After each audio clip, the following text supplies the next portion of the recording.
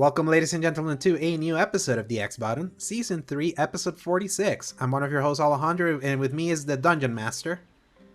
Paul, hey everybody, it's 20 degrees outside and I just made a fresh pot of gumbo.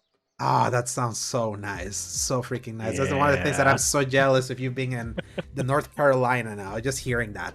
It's like Yep. 75 degrees where I'm at, so it's like, it's not too bad, but it's always like my mind, ever since I lived in the US and came back, my mind has never been the same.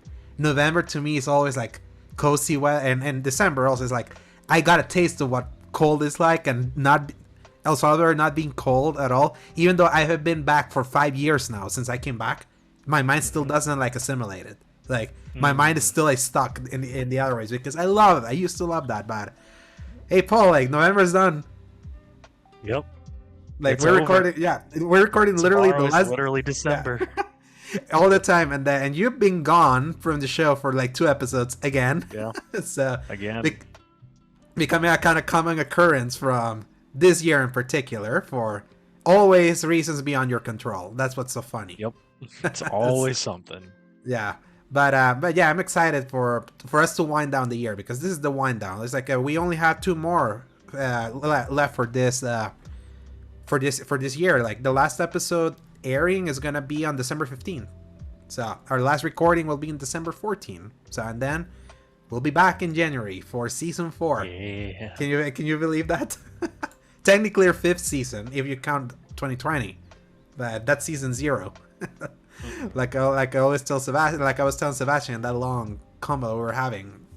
We're like, it wasn't it funny reading it that, Paul? Like seeing where we came from, reading that, like when we were explaining to Sebastian, like how this Always. podcast. When you break came to down just the wild shenanigans, weird business ventures and Mhm. mistakes and failures that led to you and I somehow coming together and being like, we can There's just do some- this ourselves. Yep, I'll never forget that. It was like September 30th, 2019. That's when we recorded.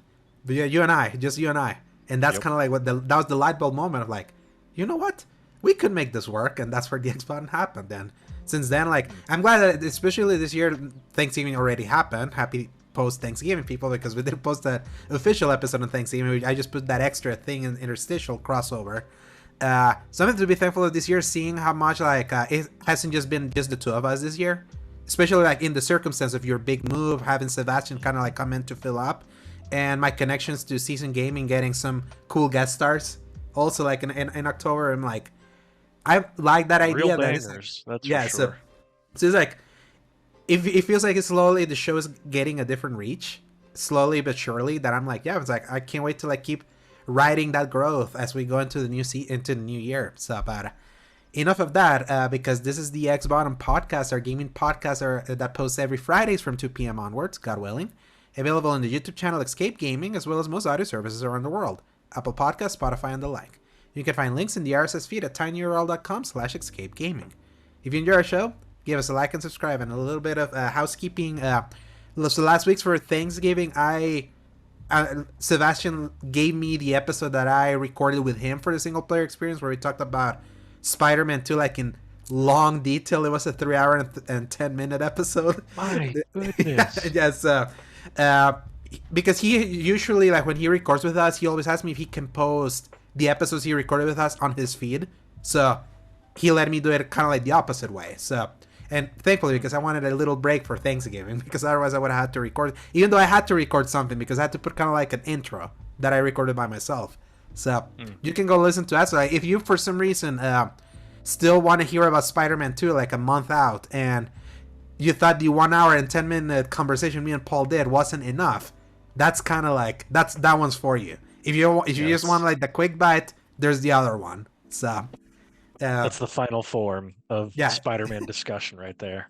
oh yes, and I'm glad that I could like watch I got to re-listen to a bunch of it. It's just so funny because it's the most me and Sebastian have been like on opposite sides of us liking the same game, but for entirely different reasons.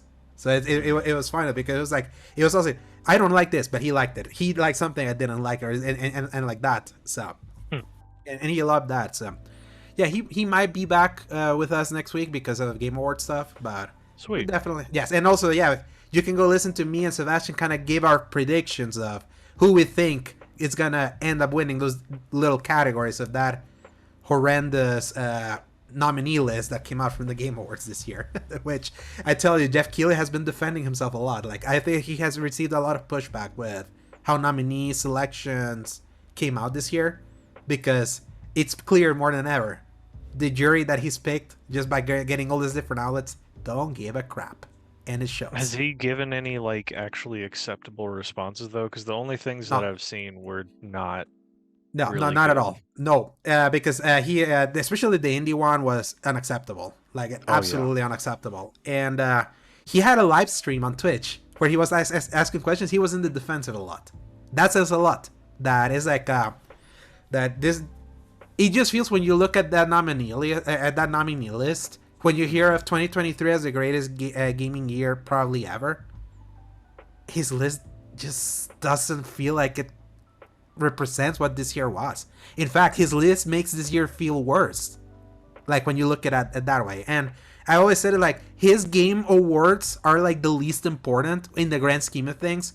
Devs prefer winning a BAFTA or winning a DICE award because the juries there are like more legit instead of like this amalgamation. But I feel the Game Awards has like managed to like worm itself into many people's minds, thinking that's like the definitive gaming show, but it's not. The thing I love about the Game Awards is because it's an E3 masking itself as an awards show.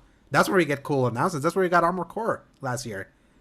That's where we got Alan Wake also 2 years ago, and the Wonder Woman game, and many other things. Like, the Game Awards is that show, but that's what I like about the Game Awards, the announcements, not the awards itself. More so now this year, knowing and seeing that the jury really didn't care. I've heard what the process is to vote, even for when they're giving out, it's like, it's nonsense. So yeah, people makes me wonder if there's going to be a point where he just cuts his losses on that side of it, because like, he really tries. He really thought that he was going to be like the next prestige awards, and I would say that gets more coverage than like the BAFTAs and a lot of the others, in the terminally online crowd, even though the respect is far more on the others, and I agree with that. It's just weird that everybody talks about his so much. It's weird because his is the first one, other than the Golden Joystick Awards, which me and Sebastian talked about the last episode, where Golden Joystick is actually the first award show that goes, because it's in November. And the beauty of that one is that other than 2 categories, that's all fan driven. So it's like, the Golden Joysticks are a good one to get at least a little finger on the pulse of what may be like where the public sentiment is in certain games. So even though it still has flaws, like in the best PlayStation game and best Nintendo game, like Mario and Spider-Man were not there, but they were in Game of the Year. So it's like, why were they in the Game of the Year list but not in their respective platforms? So everything has some flaws, but Game Awards is just the fact that it comes in December while we're still kind of like in the thick of the year. So by the time DICE and BAFTAs come in February and March, it's like we're already in the new year. So it's kind of like, yes, sir, but that's the thing. Moved on. But that's the thing. Like, that's usually how it goes, because the calendar year, the calendar year is over. People are impatient now. Exactly. So that's why, like, Jeff just and to the detriment of many games, like Pentiment from last year. It missed the cutoff date, but then it's like, because Jeff is like, don't worry, if you miss the cutoff date, if you're in November, December, you're gonna be like, you'll be shoo-in to be able to show up in the next year, and that never happens. The only time it happened was Smash Ultimate, that came out in December 2018, and was in the Game of the Year list for the Game Awards in 2019. It was like, that's the only time that happened. Like, imagine being something that came out late 2021. I mean, 2022, and had to deal with this year. Yeah. That would be just so unfortunate. Exactly. Yeah, it's like for as much as Jeff tries to massage it, it's like the juries don't think of that. It's like, oh yeah, when we're voting for this year, they're not going to be like, oh yeah, what games came out in November and December of last year? It's like Jeff's process is very flawed, but he does it because of advertising. So enough of that. We're definitely going to read about the Game Awards next week, because that's when the show airs. We're not going to react to it. We're going to just watch it individually, or just like get recaps. I'm going to watch it, but I'm not going to react to it. And then we're going to record afterwards. So, Paul, in the 2 weeks since It's been almost 3 weeks since the last time you played. I don't even remember what were the things that you were playing that one time, because I think we were just talking about news. In that time, around the time that the Golden Joystick Awards showed that Baldur's Gate 3 may be the runaway winner for this year, we finally bought the game. Yep. I was trying to hold for Black Friday. We haven't talked about it at all. Yes. I tried to hold for Black Friday, just to, in case for a sale, just because I knew that was not kind of my kind of game, and we're definitely gonna talk about that. But then it's like when we saw the Game of the Year thing, I was like, you know what, let's just bite the bullet to kind of give me more time to play it. And you definitely play way more than I did. I've only played an hour, so I've probably let me see, if you've played an hour, I was gonna say, I've like tripled the amount of time you've played, but I'm pretty sure I'm like 40, 50 hours right now. That is almost all I play at the end of each night lately. Whenever I need to like really ramp my hands up, that's when I'll play something else, like the other two items on my list. But it's been all Baldur's Gate 3, baby. It is eaten my soul, and I am obsessed with just. Aren't you grateful we saved it till now? Aren't you grateful that when we made that decision between we can play Starfield now or Baldur's Gate? Yeah, well, this is the only time that I was able to finally go with your philosophy of play the worst thing first. And just we got Starfield out of the way, because if I had gone through Baldur's Gate and all of that stuff and then went back to something like Starfield, which is so much worse now in comparison, the more I look back on it, I mean, like, you could definitely make the argument the gameplay is better than something like Baldur's Gate if Baldur's Gate isn't your cup of tea. It's more like it has a more appealing gameplay style for more for like more mainstream. I will say it's really fun to play. I loved it. It was like every part of the gunplay of Fallout, but like ramped up way better. I really enjoyed myself, genuinely. And that was like my favorite part, when I could just not think about anything and just clear out a base full of space pirates or something. Yeah. It's just everything else that sucked, unfortunately. Yeah, and then you never even finished it. So, yeah. And that's what sucks. You never didn't finish it, and now how can you bring that up? Yeah, how can you, like, in a year where you've actually finished so many games, that one slipped for you. Like that one managed to kind of slip. I very consciously let that one slip. It wasn't even oh no, it got away from me. It was like, I am going to make a conscious effort to delete this off my hard drive now, and I'm going to go play something else that I'm enjoying more. Because when I tell you, the rose-colored glasses finally fell off, it hit me hard, because I was enjoying myself really good for a little minute, like 50, 60 hours, and then gone. I will always hate the fact that when I finished Starfield, it was the same weekend that my great-grandma passed away. So... yeah, like, so mixing that, and that was the game I was playing while I was going through will this be the week? Will this not be the week of that happening? That then by the time that she left us, rest her soul. I mean, 103 years old. Like, she lived a good life. I was like, I just kind of want to be done with it at that point. And then when I finished it, I was like, what? That's it. So it's like me wanted to get it over just because I kind of wanted to move on, just for extraneous reasons. How it ended, I was like, wow, like that's when the rose-colored glasses left off, and I was like, crap. I'm like, damn it. It's like, no, this wasn't it. This sucks. It wasn't it. And for you, it broke more than it did me. To me, it was just like a longer load times was happening. For you, it was like things were not loading. Your robot was like stuck outside the ship. The game was unplayable at times. You had to restart the whole thing, and sometimes that still didn't fix it. So it's like, there's a lot that was really happening with that game that just started to really fall apart, and did not appreciate any of it. But anyway, we're not talking about Starfield right now. We're talking about Baldur's Gate, which is, as the words that you agreed with, probably, I would say it's the most ambitious game of this year, and might be the most ambitious game RPG that I've seen in like the last decade, easily. Especially narratively and choice based, 100%. Like, I remember back in your Knights of the Old Republic and your Mass Effect 1 and 2 days, when you could get just companions permanently killed. You could make the wrong choice and somebody would leave. You could choose something and a planet blew up and you're like, oh shoot, that was a place that I could have gone or something. It's insane what could happen, and just was really great back then, and then it just didn't happen because games got so complex to code that you just couldn't account for all of that. Yeah. You couldn't voice act everything. It was just impossible. And then little Baldur's Gate 3 came in and said, what if you could just like kill anyone? You could ruin every attempt at playing through this game, and it just continues. There was this one point last night I had to hold off. An NPC went into a portal to go get this person for a reason that I'm not going to get into, and I had to hold off for 5 turns, spawning enemies that would just bum rush me. And if the portal got destroyed, that NPC was just dead, and the entire region that he was trying to cleanse or fix is just permanently locked in this terrible state. And it failed once because of a really dumb reason. But I tell you, that was a dice roll. Was it a dice roll? It was no, it was just the fact that these enemies from a really, really far distance could shoot over everything else and would slowly chip down the health. And I didn't pay enough attention to it at first, so I didn't realize like what the health was at.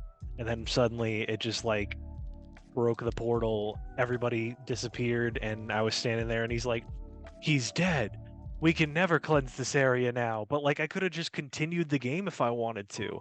But I was so frustrated at the fact that it was like, no, that's a technicality. I'm going back for that. And it's like sometimes I want it to be my choices that like I want to live with my own consequences, not like a dumb thing that happened because the game didn't convey something real.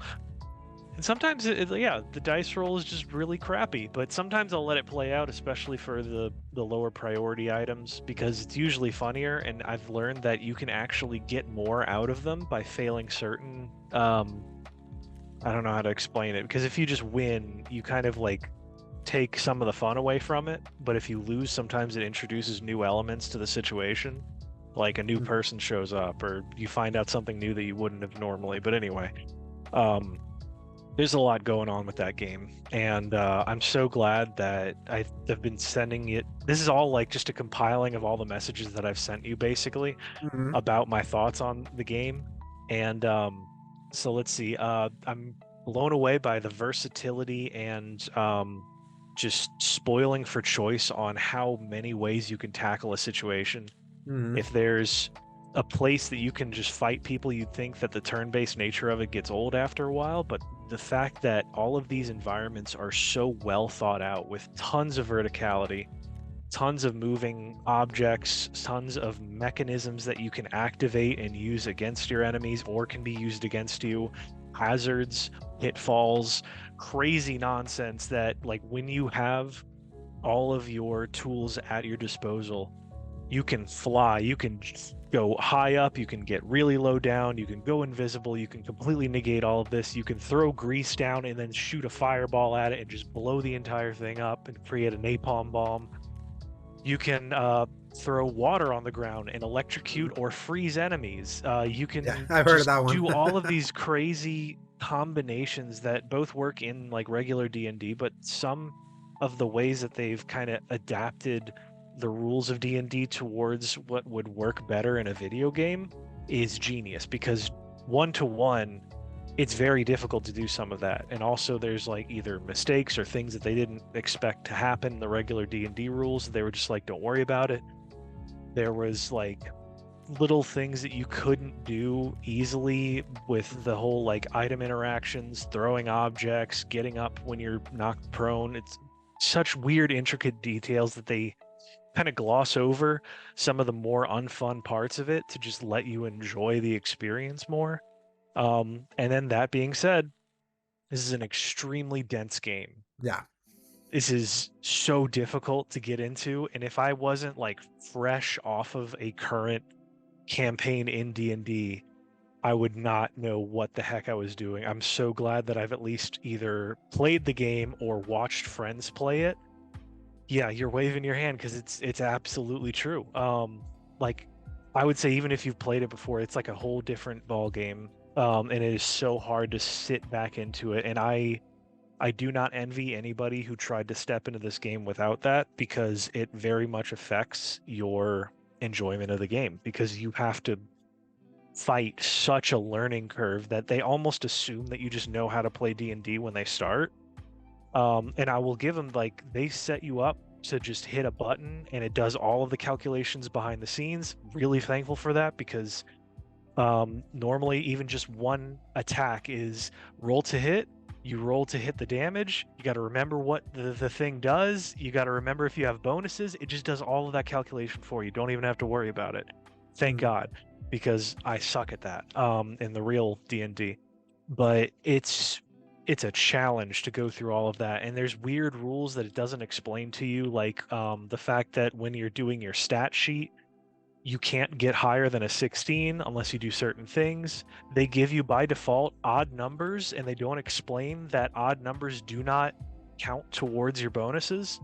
So, like, like strength, dexterity, constitution, if you have a 13, you don't get the bonuses of what it should be if you have a 13, because you only get a bonus in the game every even numbered thing. And almost all of the stats they give you at the start are odd numbers. So you are far weaker than you could be and should be in that game.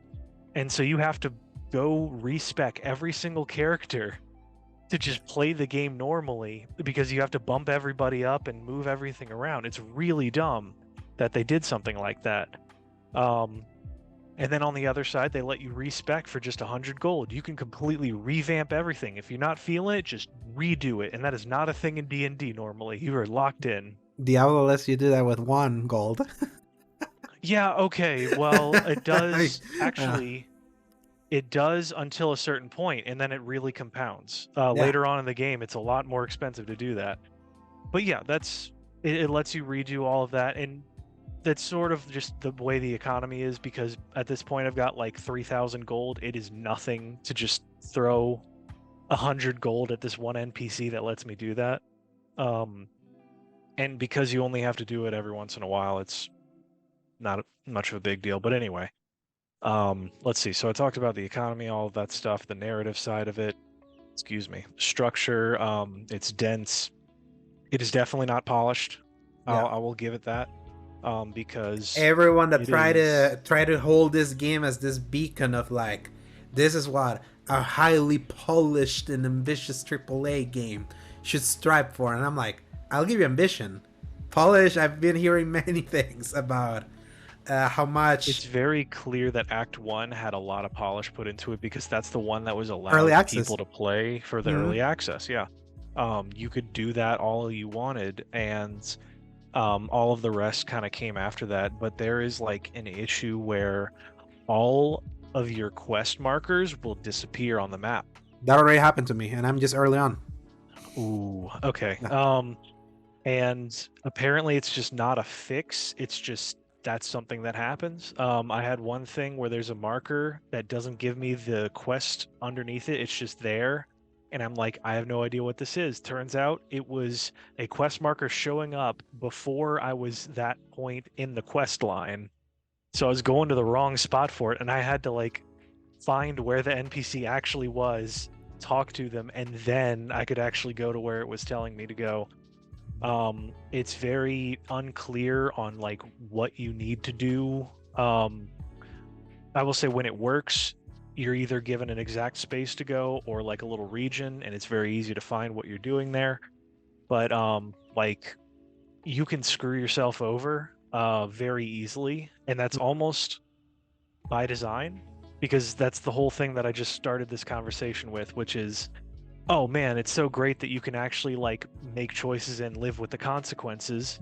And then the other side of that is, this sucks. This is a game all of consequences, and if you don't know how to play D&D right, if you don't know how to like read between the lines sometimes, and like Witcher 3 yourself into, I'm going to use actual intuition to understand if this person is lying to me, or if not, and then you could just be out of a quest line because you listen to the wrong person sometimes. And it's like there's a real market for how great that's implemented, and on the other side, unless you're just really okay with making really bad decisions sometimes, That's going to be very frustrating for a lot of people. Well, with the 500 hours of content, apparently this thing has to account for all of that. It's like, so Golly. that I'll just say this: I don't like this game. Like I thought, like I would, but it's because not because of the game itself. It's more like the genre of the game it is that it's just not for me. So it's like, just I can respect, and in fact, I love hearing more about it. Kind of like I love hearing everyone else kind of go through it. It's just that that I'm just not into CRPGs, and I'll say this though: I had a horrible time. My first time that I played this, the day that we got it, like that was a time you had. Yeah, I literally uninstalled it because immediately as I started seeing like the kind of combat it was and how like the kind of UI controls that it had, I'm like, oh crap! It's like this is clearly PC first. This is at home at PC, and they tried hard to make all of this make sense in controllers, and I appreciate that. But it's just like it just showed to me. It's like, yeah, this is not the kind of game that you usually play on console. So it was like, to me, it was the Final Fantasy 13 moment for me. Like when I played Final Fantasy 13 back in 2010 after like almost 10 years after not playing a single turn-based thing since like Pokemon early on. That then when I played it, I was like, gosh, this feels like something I would love to be pressing buttons. And I hate that it doesn't. So it was kind of like the same thing. But then I kind of like, because you had mentioned that KOTOR was what kind of put it. I was like, oh yeah, I do have a save from KOTOR because I have both KOTOR on Switch and also on Xbox, the original Xbox version. I was like, kind of just re-dive myself into KOTOR, and I played. I'm still kind of like in that first planet after you escaped. So that's it. That's Sith Control Planet, but kind of playing it more and getting a little bit more into like the command nature of that game. I was like, okay, I'm kind of reacquainting myself. This is definitely CRPG for dummies. I like KOTOR in comparison to Baldur's Gate. So I was like, okay, I will reinstall it, and I'm gonna go through it again. At least at this time, I did made it past the big ship at the beginning with the Cthulhu people. Which is Cthulhu the big Cthulhu thing? Is that the big villain of this thing? Like, no, really? That's even more interesting. I think that's one of the main villains. I think, but. There's a lot more apparently going on. I haven't even like met anybody else about it, but the Mind Flayers are just a race that is usually evil. And that kicks you off in the game. So right. I was able to make it past it because I kind of like misread what you needed to do. When I replayed that section, the subtitles clearly say what needed to happen, and I had misread it. And that's when I was like, no, I'm not in the mindset for this. That's when I was still playing all the Spider-Man games. So I was like in the middle of doing it's again. What happens to me when I play something when I'm not right in the mood or ready for it? That's just what happens, especially when it's a genre that's not for me. But then reinstalling it and playing a little bit more and playing a little bit after you get Asterion, one of the companions, which is like the one that's nominated for best voice acting. How you get him is actually pretty cool. I was able to dice roll myself and headbutt him when he had me like in a chokehold. Hey, that's what I did on my second playthrough. Yeah, and I got it in my first one. So I was like, I see that, but I know it's a long dance game, and I'll accept it winning what it's gonna win. I will save it for 2024. I feel like just looking at the calendar, the first 3 months are looking packed now. I'm like actually pretty pumped about some of the games that are coming out from January to March. At least those months are taken care of. April onward, I'm like, I gotta start like rationing. I gotta start kind of like building things, and I feel like I'm in the time that you've been playing Baldur's Gate 3. Like I haven't been starved for things to do. Like we bought Mortal Kombat 1. I played through the story mode of that thing. Like every Mortal Kombat story mode, pretty excellent. It's like it's still like me, especially after playing through what amounted to the story mode of Street Fighter 6 earlier this year. I'm like, this is why Mortal Kombat is my series, because of this. How they make a story mode, like how they swap in how it's like a narrative that you follow, how it swaps characters in and out, like how fun it is. The production value is just insane, and how the violence in the story mode is like it's such contrast to how the violence is in every other mode, which like I got to try. This is the first time in a while where when I did a fatality, I'm like, I'm not doing any of those again. It's like this is gross, because like it's such a detailed game. It's like it's so incredibly pretty. But the story mode was excellent, even though it's weird. The story mode is like clearly a reboot because canonically after Mortal Kombat 11 and Aftermath, the world has been reset for it to be like a reboot. And the first half of that story is super cool, seeing like different versions of normal characters that you know of, like Johnny Cage, Sub-Zero and Scorpion, Kenji and all that, and some of them even being before they turn it. Like Kenji is the guy that has like the red bandana in his eyes. Like you play with him before his bandana, you see how he gets them. It's like a pretty gross. It's like an interesting way how he goes blind, but it plays around with like the conventions until a certain point it just becomes a sequel to Mortal Kombat 11. So it's a story mode that, like, here's what's so funny. Mortal Kombat 11 had like 3 different endings, and then Aftermath had 2 endings depending on which pick. All 5 of those endings are canon, all of them, and they all intersected. It becomes like a time travel / multiverse story, like at the end, which is like, if this was supposed to be like a reboot, it's kind of weird that then you throw all of that and even start showing clips from Mortal Kombat 11. But again, it's like, that's the irony. Is like Mortal Kombat 1 is a sequel to Mortal Kombat 11. It's just presented as kind of like a fresh start. So, but it was still, it was a really fun mode. It was a really fun story mode. Like, I love playing it. And the live service element, which is kind of like, they're adding this thing called Invasions, which is kind of like different boards that are going to be like, every season is going to give you a new board that you go through for different combats, and then you get different cosmetics and all that. I'm like, that seems really interesting to kind of like stay in this game in a way that it beyond just doing online competitive or the towers. Usually in Mortal Kombat, that you do like a tower where you keep climbing it as you fight your way to like the ultimate final boss. So it's like, it's interesting. The thing is that this is 125 gigs of space. So I'm like, nope. Like, I am uninstalling right now. I finished the campaign, loved it. I'm good. I think it's my favorite story of all of them. In fact, I feel it's the most fun. Like, the way the characterization is like, to me, it's like MCU, like what current MCU should be, but better. Kind of like, it's like the characters feel that lively. The new Raiden I really love. Like, instead of him being like the very pretentious, godlike being, now being like this younger character. And the new Liu Kang, it's pretty cool also, like the god Liu Kang. The characterization of the characters feels like modern in a good way. The other ones were like trying to modernize 90s stereotypes. So that, I tell you, is like, the story mode is worth it. This will be a fun 1 or 2 days if you're going through that. It's like, it's not gonna gross you out. Like, that's the one element that I actually recommend you play through. And when you play it, you're gonna then wish other fighting games dedicated the resources and like the thought into this story mode like Mortal Kombat does. So, but in combat mechanics, Street Fighter 6 is better. That's like easy. There's no debate. Like, especially with what Street Fighter 6 has done with modernizing like the accessibility for the complexity of his controls. I feel like Street Fighter 6 definitely wins in the competitive side, but there's a reason why Mortal Kombat is the more popular one, because that's story mode. That makes it appealing. It's an easy way to get acclimated. And I convinced you to buy Lies of P after we played it on Game Pass because it was on sale. But I had said that I wanted... felt obligated. Yeah.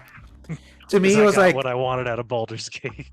Yeah, that was the one where I was like, Lies of P, the Souls-likes just play better on a PlayStation controller. It's like the way the R1 and R2 are in those controllers just feels more at home for that kind of game more than the RT from the Xbox. I know some people love playing with the Xbox controller, more power to them. To me, it's like, it just feels more at those kinds of games feel more at homes, and I kind of wanted it to look prettier, and it does.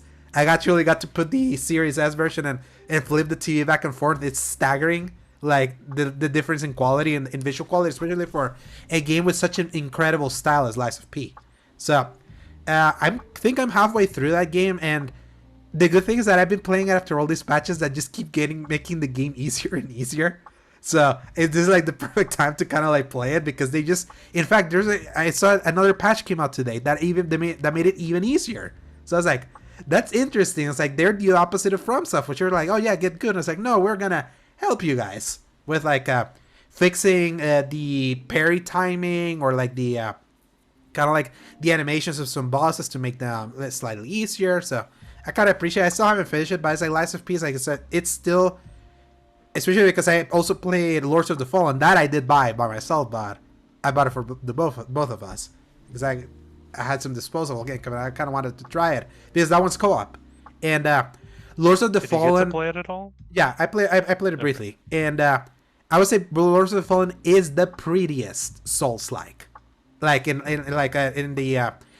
way that in the more fantasy realm. Like Lies of P is beautiful in its Bloodborne style.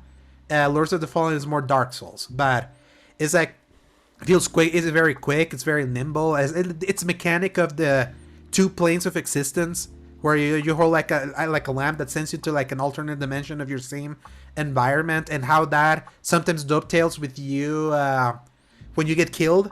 You don't immediately die. You enter like that second realm that kind of gets you in, and then you can go back to like a lamp to recover your full body and go from there.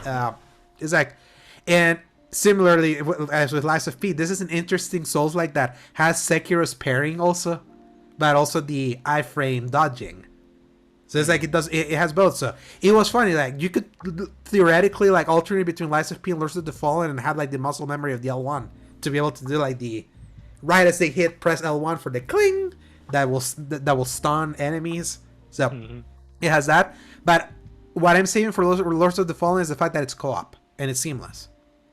I'm saving it for whenever you get there, and it's a small download also. So that one again, it's like 32 gigs. Oh, okay, yeah. Yeah, so it's actually pretty good nowadays. Yeah, because Baldur's Gate is like 100. So man.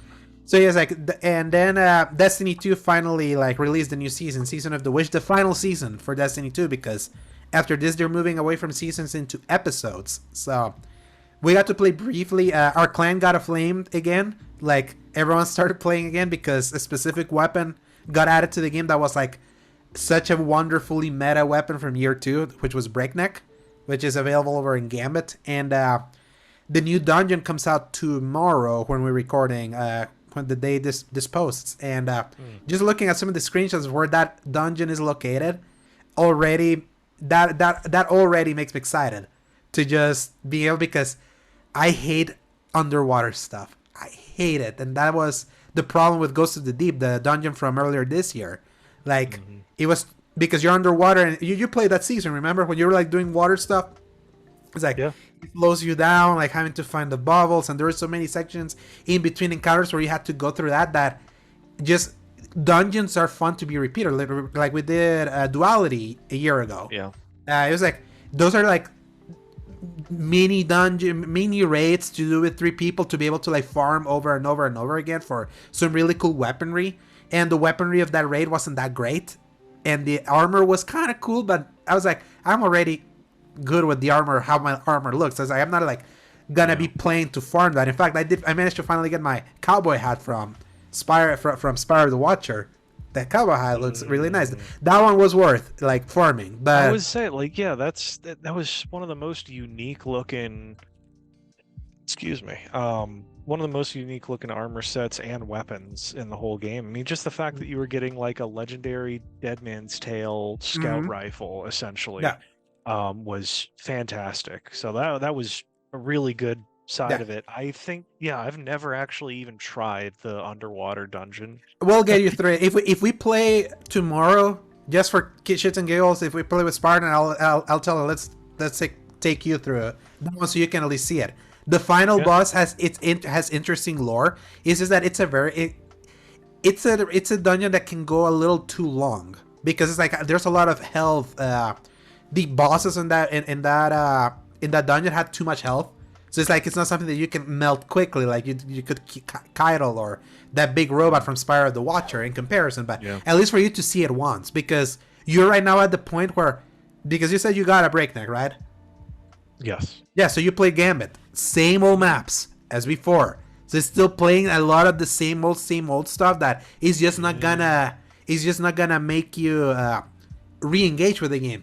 You re-engage with the game with new content. And a dungeon can help do that. The Coil, the seasonal activity, is actually really interesting. It's actually Menagerie 2.0.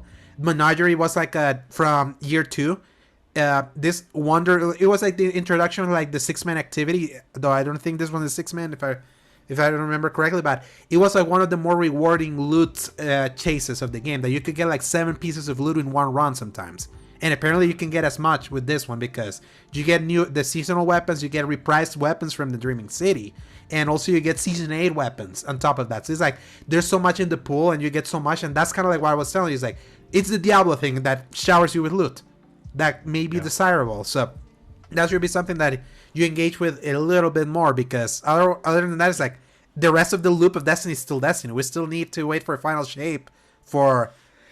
No, sorry. For something like more substantive, like something new. Then when something is new, it's like that's when you can re-engage with Destiny more. It just sucks that the newness in this year, because it wasn't good and delightful, it's like that just cascades. When the main content is good, the cascading effect is better. So, and it's so funny. Do you see that they removed the starter pack that they were selling? That is really funny that they even tried to do something like that. $15 for some pretty lackluster guns. Yeah.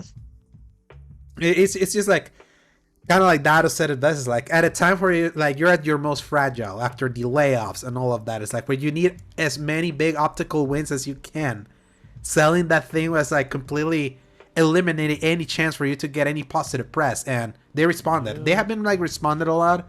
Fireteam Finder launched today. Actually, that's like the raid finder. I mean, they have to. Yeah, it's like they're now. I know the player counts have been like lowered at the start of the season. It's like now they're feeling the brunt of all their bad decisions this year. So especially because this season, remember, is 7 months. Because this one, we got the new release date for the final shape. We're gonna read that in the news. But so far, like the start of the season, decent, interesting conceit.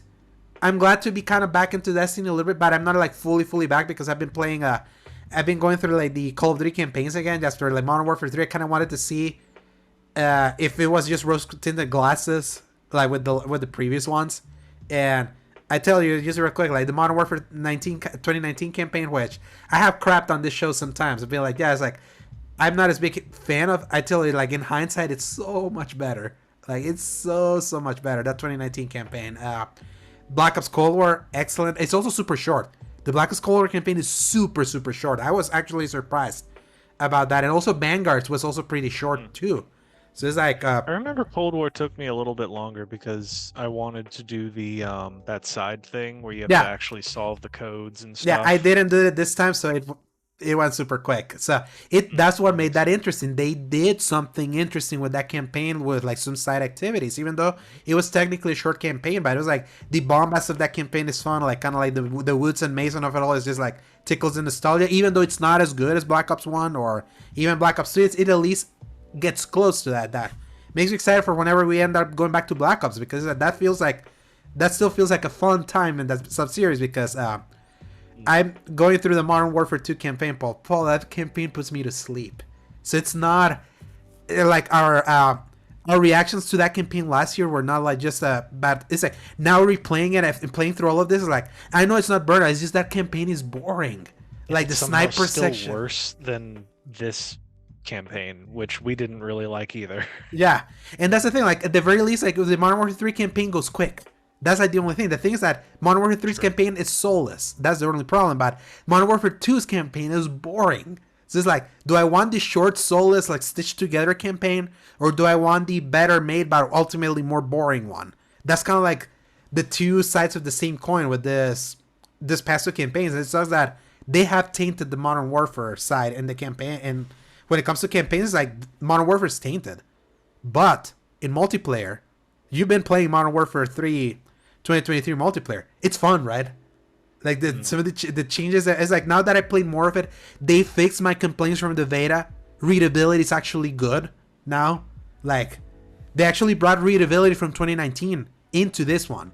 Like that when you immediately see an enemy, the red dot shows up, and it's like it has like the overlays that was not in the beta.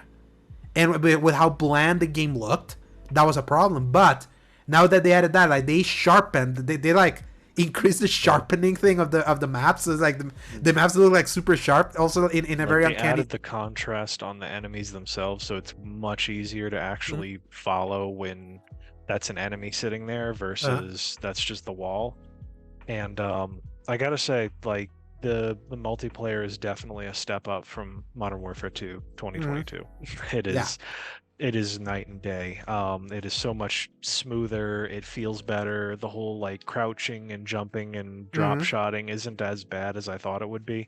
Yeah. There's less people doing it than you would expect, and because Mm-hmm. usually you're putting yourself in a really bad situation by doing that, you Yeah. just kind of aim down and you shoot them, and then it's over. So, it's the one thing that I'm really just not appreciative of is the obviously, I Unlocks. mean, like the skins, yes, the unlocks. That's what I was about to get to. But Mm-hmm. yeah, like so the shop and the skins and all that stuff. There's a $70 glowing gun skin, Mm-hmm. and you have to buy like a backpack or like a bag or something, and Mm-hmm. then that code for that unlocks. But you have to spend $70 on the bag. Yeah, it's like just like Ridiculous. Diablo. It's like just like Diablo. The Activision monetization and the microtransactions is like out of control. And I would say that alone kills the soul of playing this game more than anything else, because Mm-hmm. you have like your realistic and even like your slightly goofy realistic stuff, but when you have like Groot Mm-hmm. with his weird like orange Oh soul in yeah, the center they running eliminate him. around next to you, They banned Groot. You can't equip Groot anymore. when Yeah, because that was today, like a today, couple, okay, good, thank today. God. Yeah, Which that's is been ridiculous disabled. Yeah. because not only is it harder to see and seemingly harder to hit, but it just, what am I doing running around this realistic environment with this guy next to me doing that? And that's easily like the least realistic one. I mean, you have Alucard running around his bright red coat and his red Uh, hat and stuff, but I'm like, haha, that's funny. I got you got just shoot him. Spawn. Yeah, you got Um, Spawn running around. You got Tomb Spawn, Raider, Lara yeah. So Croft. it's You like got Nicki those. Minaj. Nicki Minaj is probably the next closest one, where it's like Yeah. just this bright bubblegum pink person running around, but I don't see that too often, so that's all right. Yeah, man, Um, I saw the Groot often enough. Like he was in every match that it I was played all the time. almost every match, yeah. Yeah. Which was really weird. That it must have been like a battle pass upgrade, I guess. Unlock, Mhm. that's what I meant.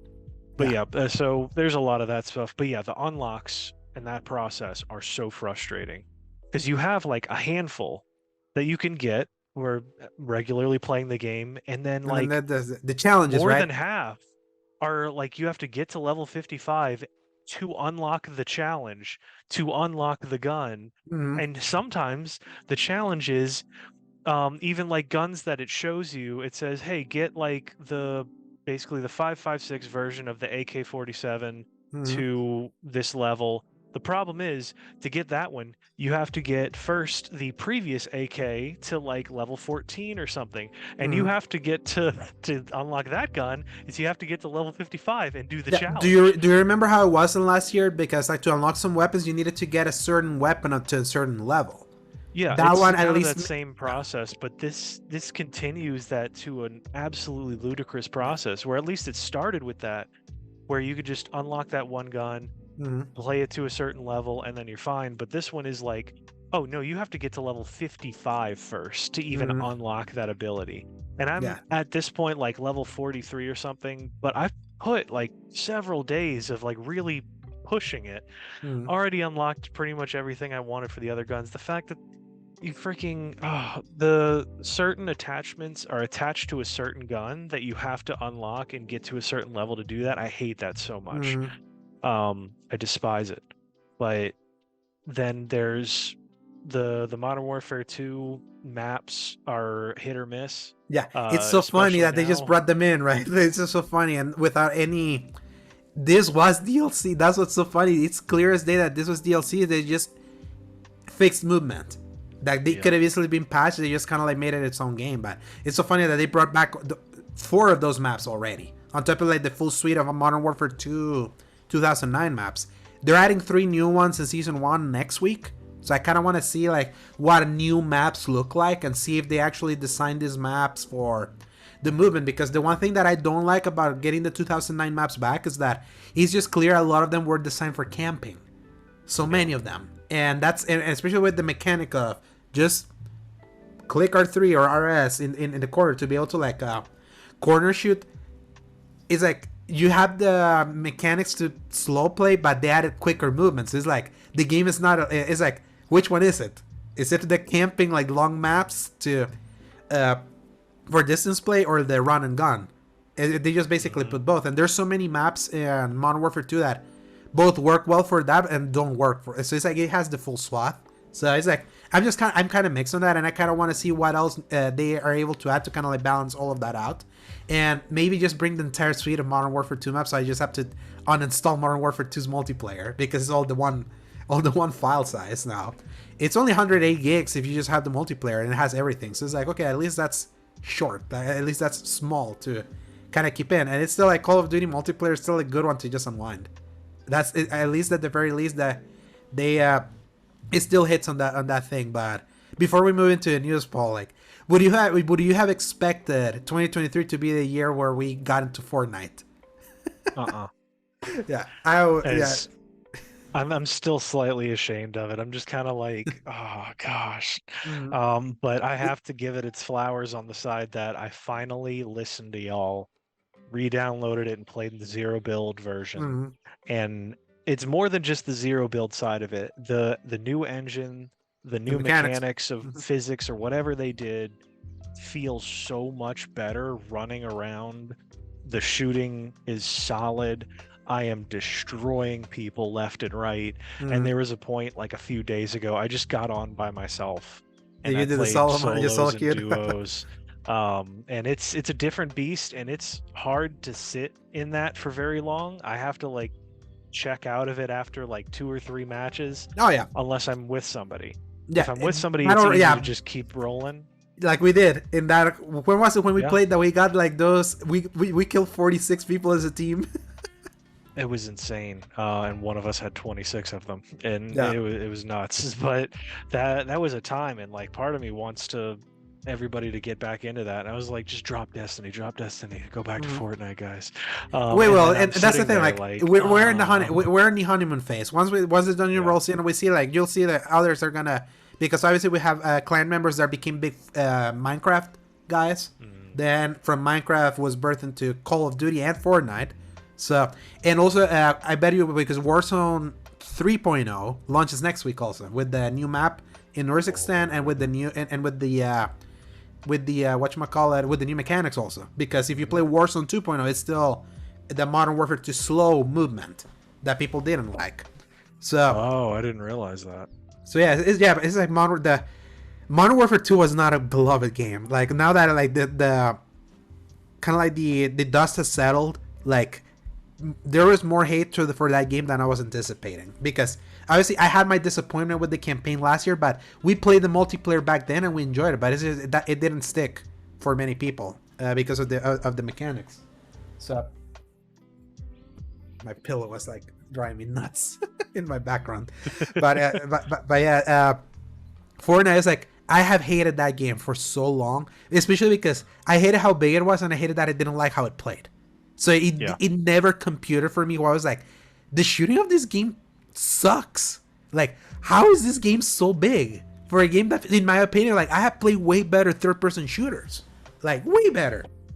And it's like now it feels legit. I'm like, the sliding mechanic, being able to bolt, then in the no build mode, like the new ballistic model, to be able to properly use more guns for them to feel good, with the exception of the one-shot rifles suck. When we were playing that gun game, it was like you shot but the bullet felt like it was lagging, and it wasn't just you. That was bad. Yeah, that's like the only part. And good thing those weapons are usually not in the main rotation when you're playing. So, and we also like we went mortally bankrupt. We bought skins for Fortnite because they had Invincible. Wait, because they're already gone. Yes.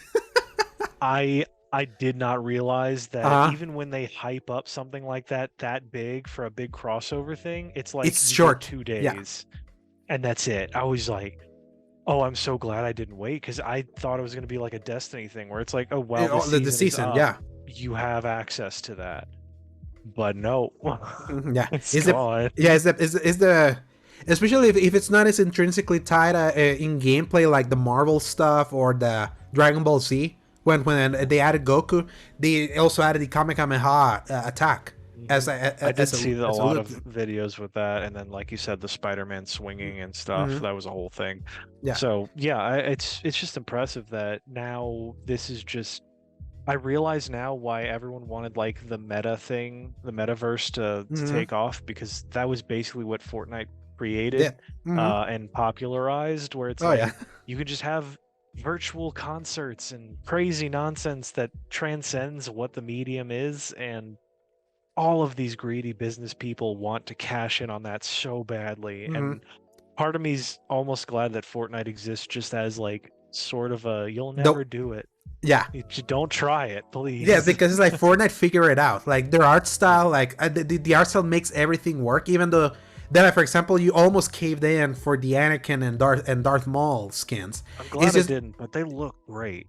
yeah, they look so great. But then it's like when you think about it, it's like Anakin running with an AK-47 would just break your mind. It's Yeah. to me kind of does just play it because we got the Invincible skins. I actually bought the full pack because I was like I was gonna buy one. But then when I saw how much money was gonna be and just how much fewer, if I went up, I could get 3. I was like, those bastards, they did the math. They know as I didn't want that because they know people started psychologically thinking. I was like, okay, if I'm gonna spend this money that I'm gonna buy with the V-Bucks and see that you're so close to getting just all 3 of them basically in the bundle instead of individually. That's how they got me, and I'm glad that I got it because then when we play, I have 2 other skins because you got one of the skins I have. I don't want to be running with 2 marks. Yeah. There, so I am glad that I bought what I bought.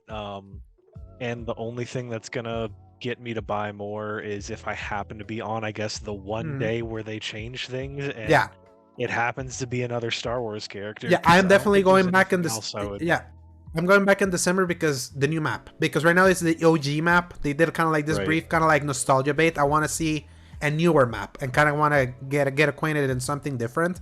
Because now I like how the game plays, so I'm more willing to play. And we have a clan that likes playing it, so that helps a lot. Sure. I never had friends that like playing, so it was just me and my brother, and then my brother eventually just moved on. So and not being the best person really helps. Yeah. Where you're just like, oh my goodness, I'm carrying everybody else, is exhausting. But like, you have at least, like, we have our Spartan Fire, I think, was really good at it. Ozzy's good. Yeah, you haven't played with Ozzy, but Ozzy's fantastic. Good. No, I played with Ozzy. Oh, okay. One of the days, I don't remember.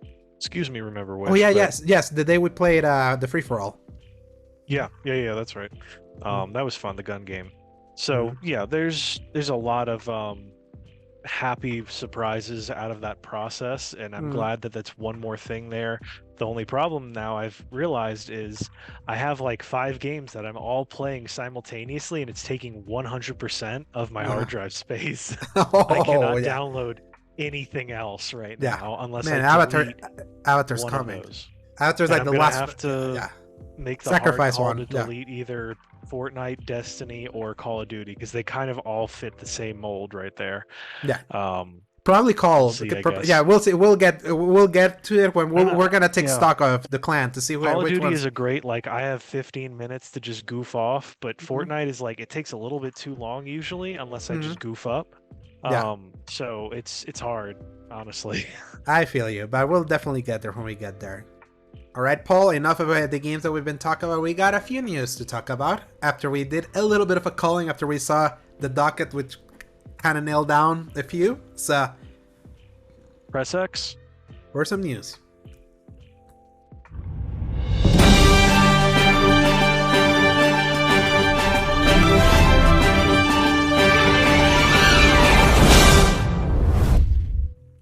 Story number 1. From over at Video Games Chronicle, a story by Chris Scullion.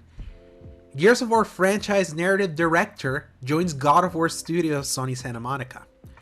Bonnie Jan Ma is swapping Gears of War for God of War, announcing on X, formerly Twitter, that she has joined Santa Monica Studios as narrative director. Alright, let's do this, she wrote. I'm so excited to share my news. I joined Sony Santa Monica as narrative director. I'm beyond thrilled to be working with this team and studio. Let's go! Ma, who originally had a background in film and TV, entered the games industry in 2008, where she was a writer and narrative designer on Warhammer 40k, Space Marine, and Warhammer 40k Dark Millennium Online. She then joined so much. Yeah. She then joined Black Tusk Studios, now known as The Coalition, in 2014, where she became franchise narrative manager for the Gears of War IP. Ma's other roles at the Collision included narrative producer on Gears of War 4 and narrative designer for Gears 5, before she left to join Relic Entertainment, where she was the narrative lead and lead writer on Age of Empires 4. Ma returned to the Collision in 2019 and became franchise narrative director in Gears of War, overseeing narrative development in Gears game titles and extended universe publications. Following a 2-year stint working on an unannounced open-world game at Tencent-owned TIMI Montreal, Ma has now joined Sony Santa Monica Studio, whose most recent game was God of War Ragnarok. It's not yet clear what Ma will be working on, but given her role for the Collision and given Sony Santa Monica's Studios output, it appears she may be in charge of developing the narrative in God of War games and other media, such as books and on Amazon's upcoming TV series. Earlier this year, Ben Prendergast, who played the Norse god Tyr in the series, implied his character may be returning in some form, reportedly saying, "I'll say this, it isn't the last you've seen of Tyr."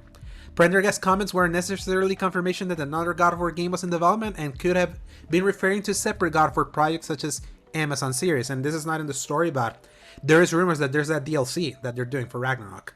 So yeah, that's true. Or or the smaller title. So yeah, it was like the Ice Giants or something. Mm-hmm, yeah, it's something that we may probably hear at the Game Awards. Who knows? Like, because it's like the timing of things seems suspect. Where we could hear that. So to me, it's just so funny that someone that worked in Gears of War switches to the other Gao, from one Gao to the next Gao. So. That is really funny that the acronym is the same. Now that I think about it.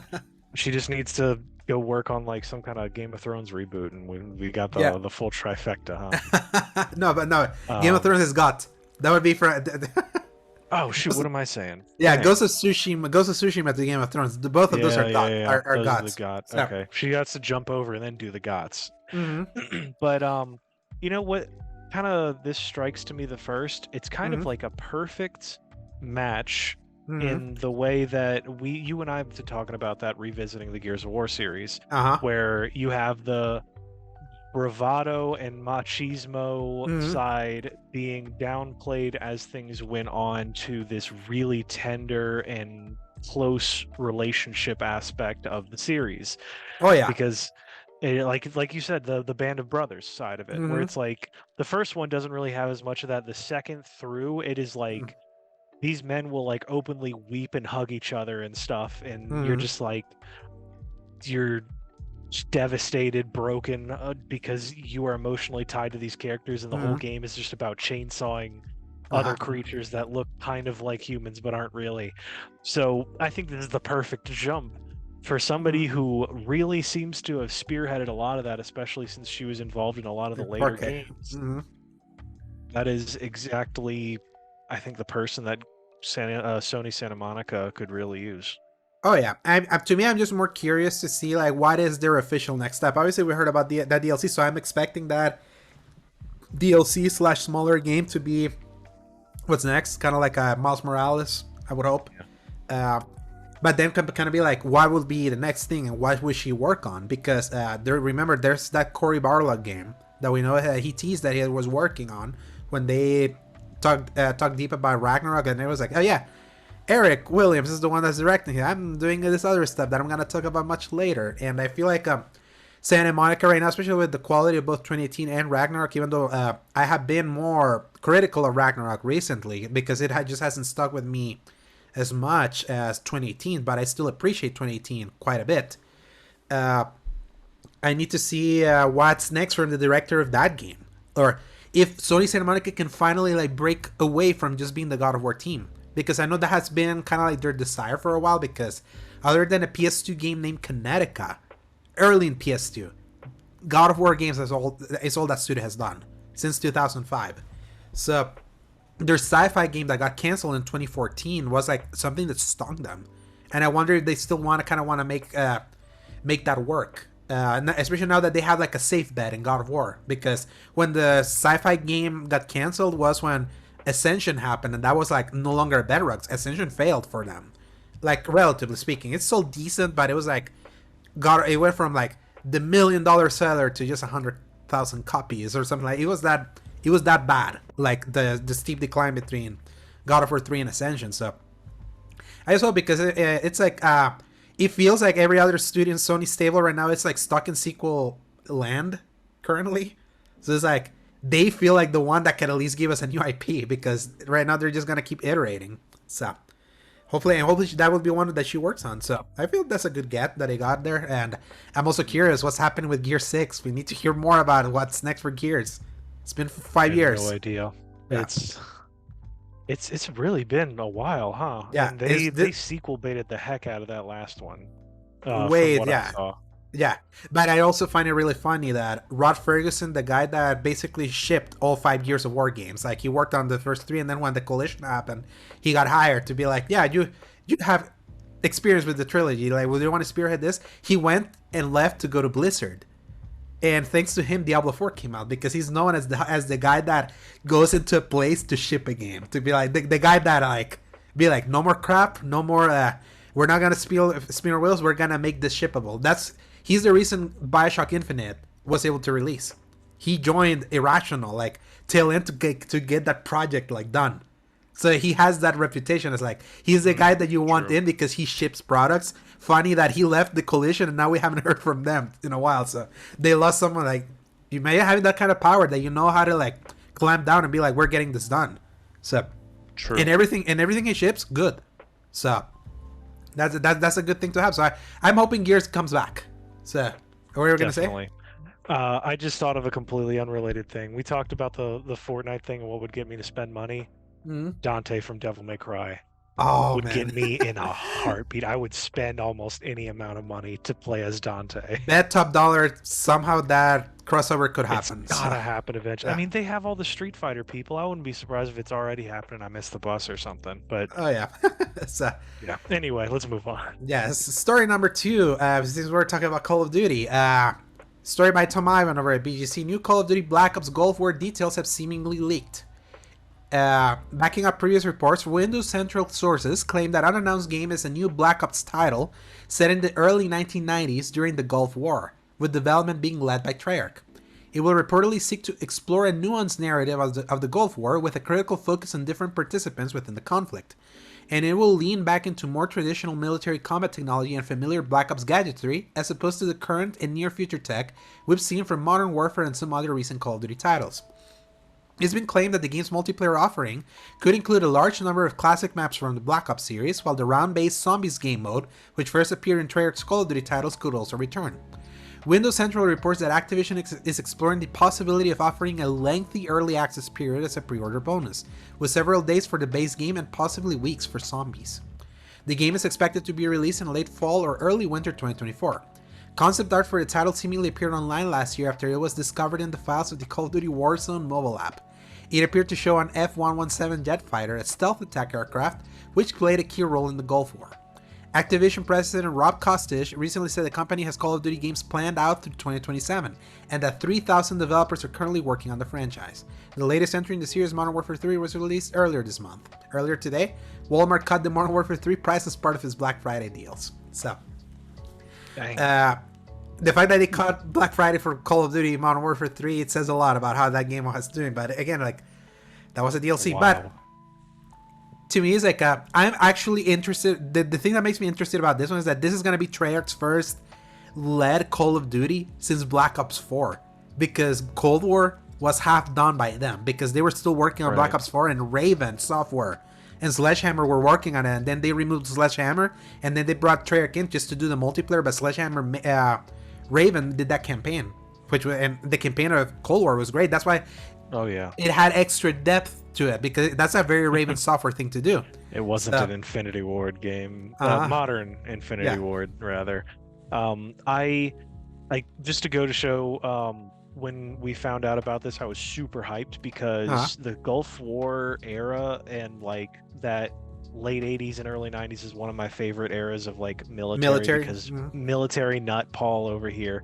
As it goes to show, I have a model of the F-117. Do you have it? Stealth fighter? Yes.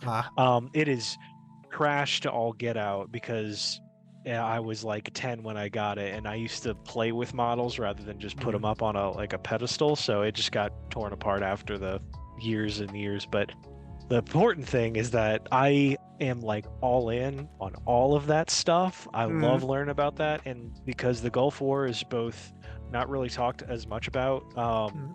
It was very short, and there was a lot of really sketchy crap going on during it. Yeah, that's where Names the war that crimes the happen, whole right? like Yeah. that's where a large amount of them, yeah. The entirety of oh shoot, I'm blanking out all of a sudden, but like the whole CIA stuff where it's like Hmm. that was the all of what was really happening. You can make so much crazy fiction out of that. And I'm glad that there's more people that are going to step into that in a very high budget playable capacity, Hmm. because I used to have PS2 games that were like Yeah. Gulf War Reckoning or Yeah, some I weird remember nonsense. Conflict Desert Storm back to back. That I Yep, remember that that was one. one of Yeah. them. Yeah. And I played that with my uncle, and there was like co-op Co-op. split Yeah. screen, yeah.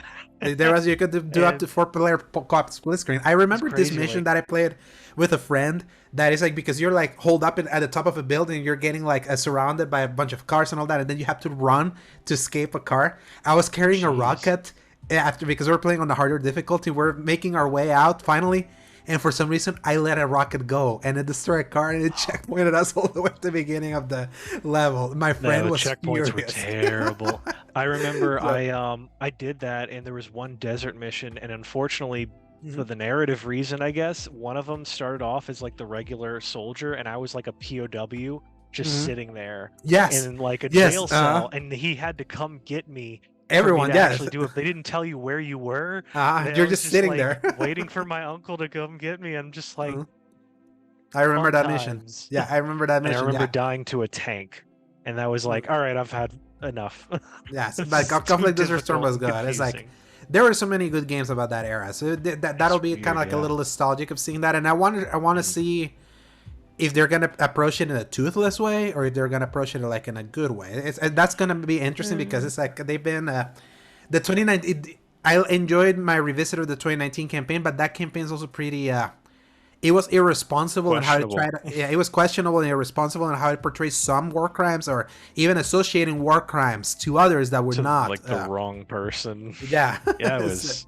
I can't believe that was real. I thought for the longest time I was like, nah, they're making that up for clout, and sure enough, no, the highway. turns It, out it no, wasn't it the was highway of death part of the the Gulf highway of War. death, Also, and this America uh lit up a whole bunch of people, and escaping. Yeah. turns out that was the game was like, oh, it was the evil Yeah. Russians that did that. I was By the way, like, do you notice that there was like this? There's this guy that died recently, Henry Kissinger, that I've heard of.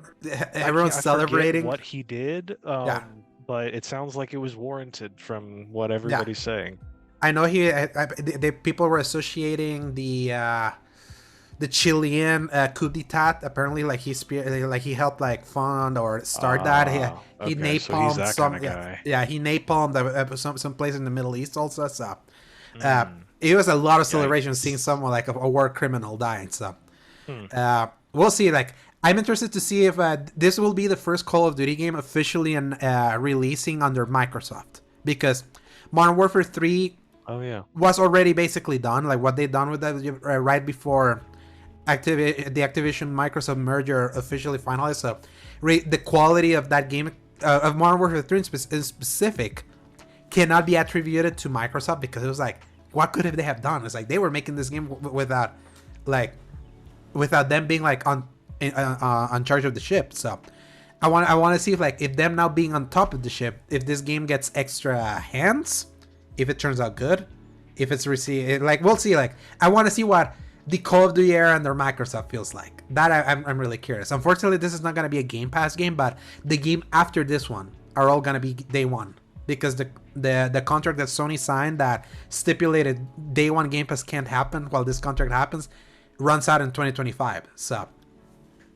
So we'll see. Hmm. The good thing is that you have my account. You have basically all the games. So it's like you had Yep. them on Game Pass already. So, And I would like to go back to several of those Call of Duty ones. I mean, I want to play Infinite Warfare again. I want to play Black yeah. Ops to get through that, because I have not touched the Black Ops games in a very long time. Good. And you have them, the 360 ones, the best ones. Yep. You have them there thanks to my Oh yeah, account. So that's what I'm looking forward to going through. Let's yeah. go. Yes. And maybe we can play the zombies. I definitely want to play the Spec Ops from Modern Warfare 2 and 3, the old ones, through Xbox. Oh yeah. I want to, yeah. Oh yeah. Mhm. Let's, Right. Another thing to add on the pile. Yes. For us. That's the thing. Like, think about it. We're rationing. Think about like what Game Awards could change everything, and then we'll probably have everything solidified. But we're rationing to the drought that's seemingly happening in April 2024. So, all right, Paul. Story number 3. Now we're moving over to Game Informer, and this is a story that I know you're very, very excited about.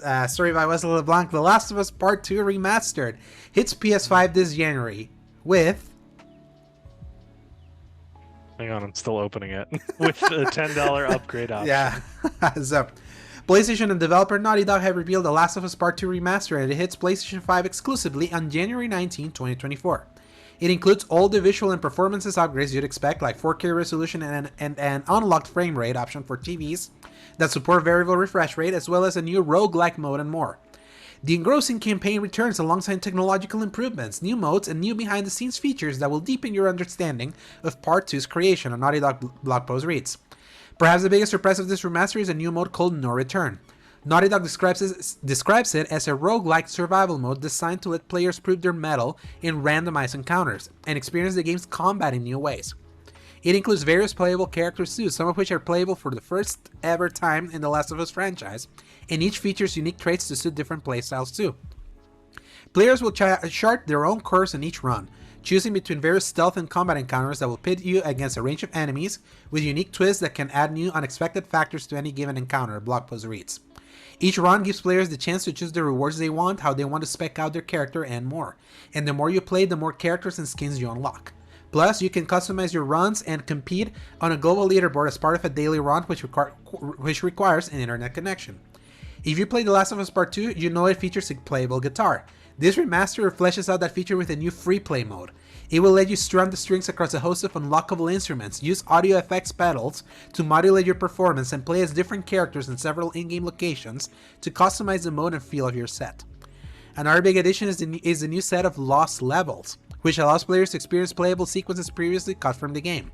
Naughty Dog says these aren't fully finished levels, but rather early development slices that not only let you see some new glimpses of Part 2's world, but also include embedded developer commentary to give them richer context. The entire game's cutscenes featured newly recorded director's commentary from director Neil Druckmann, narrative lead Hallie Gross, and actors like Troy Baker, Ashley Johnson, and Laura Bailey. On the remaster side of things, Naughty Dog says this new version of The Last of Us Part 2 features enhanced graphics, including native 4K output in fidelity mode, 1440p upscale to 4K in performance mode, and unlocked frame rate options for TVs that support VRR, increased texture resolution, increased level of detail distances, improved shadow quality, animation sampling rate, and more. It also features DualSense features like haptic feedback and adaptive trigger integration, and additional accessibility options like descriptive audio and speech to vibration. The unlockable speedrun mode from The Last of Us Part 1 Remake returns in The Last of Us Part 2 Remastered too. In this remaster, you can also unlock bonus skins for Ellie, Abby, and her weapons, all usable in the game's newly enhanced photo mode. Finally, The Last of Us Part 2 Remastered is getting a WLF edition that you can check out below. It includes the game, a steelbook case, digital content, 47 Society of Champion trading cards, which are really cool by the way, a set of enamel pins, and a Washington Liberation front patch. If you don't want to buy this new edition because you already own The Last of Us Part 2 on PlayStation 4, you can upgrade to a digital version of The Last of Us Part 2 Remastered for $10. The Last of Us Part 2 Remastered hits PS5 exclusively on January 19, 2024. I'll say this, Paul. If there was no $10 upgrade, even with all the things that were added, I would be like, that's a sale for me. For $10 and what they're adding, the visuals is not what I'm buying. I'm going to get this thing. It's all the other added content. It's basically a $10 DLC. Yeah. And we've talked because you don't like the story of this game. I do. You love the combat on this game. No Return is a game just about that. That is an surprisingly easy sell for me for a game that I had a very complex relationship with for a while. Yeah. That's basically distilling it to what sounds like a robust, playable essence, focused, playable area of just play through the game and just play all of the fun parts of it.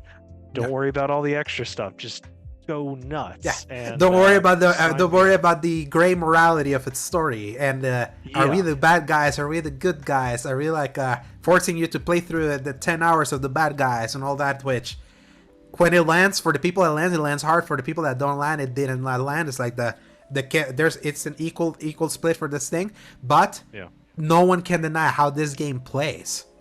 Like True. The Last of Us Part 2 is like probably one of the more I wouldn't call it the best third-person shooter, but one of the more dynamic third-person shooters that exist because of the nature of the animation quality, like when everything just goes south and you can like go John Wick and like jump around, like throw like It feels good, doesn't it? Crawl around like just a shoot. Imagine being able to do it now, just distilled with like wave after wave after wave of enemies. Like this makes the Last of Us. This is gonna make the Last of Us Part 2 feel more justifiable to keep installed. To be like, I want to do like a quick run of things. I was like, let's just go through runs of zombies and all that. So I'm glad that they're at least rough to delete it again.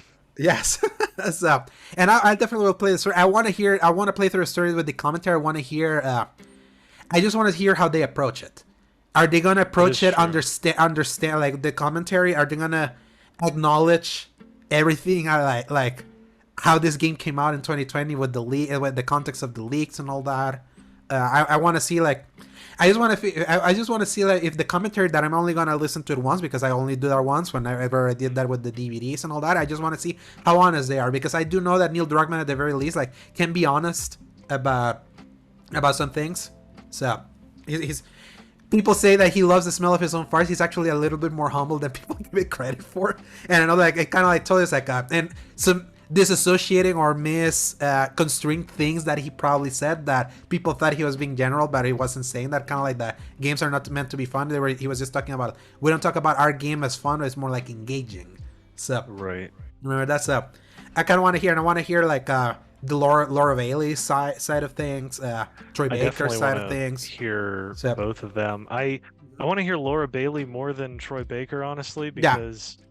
You've heard enough of Troy Baker. If I'm being honest, I had to stop listening to that podcast after a while because that man would he would take on the whole thing for 45 minutes with the start of like, I'm going to tell this cool story. And then he goes off on a wild tangent for an hour. And I'm like, this man drives me insane now. So but Laura Bailey is hilarious and always I love Laura Bailey. Interesting to listen to. Laura Bailey is the best. And I'm not gonna play the guitar solo thing. I can't wait to see what people do with it. I think that will be fun. I feel this is gonna be so fun. Honestly, I thought that there was already some kind of free play, but apparently it sounds like they're just adding a lot more to it. That's the thing. Like, do you remember the sections where like a guitar is there, like in the theater, and then you can just start playing? You could still play whatever you wanted.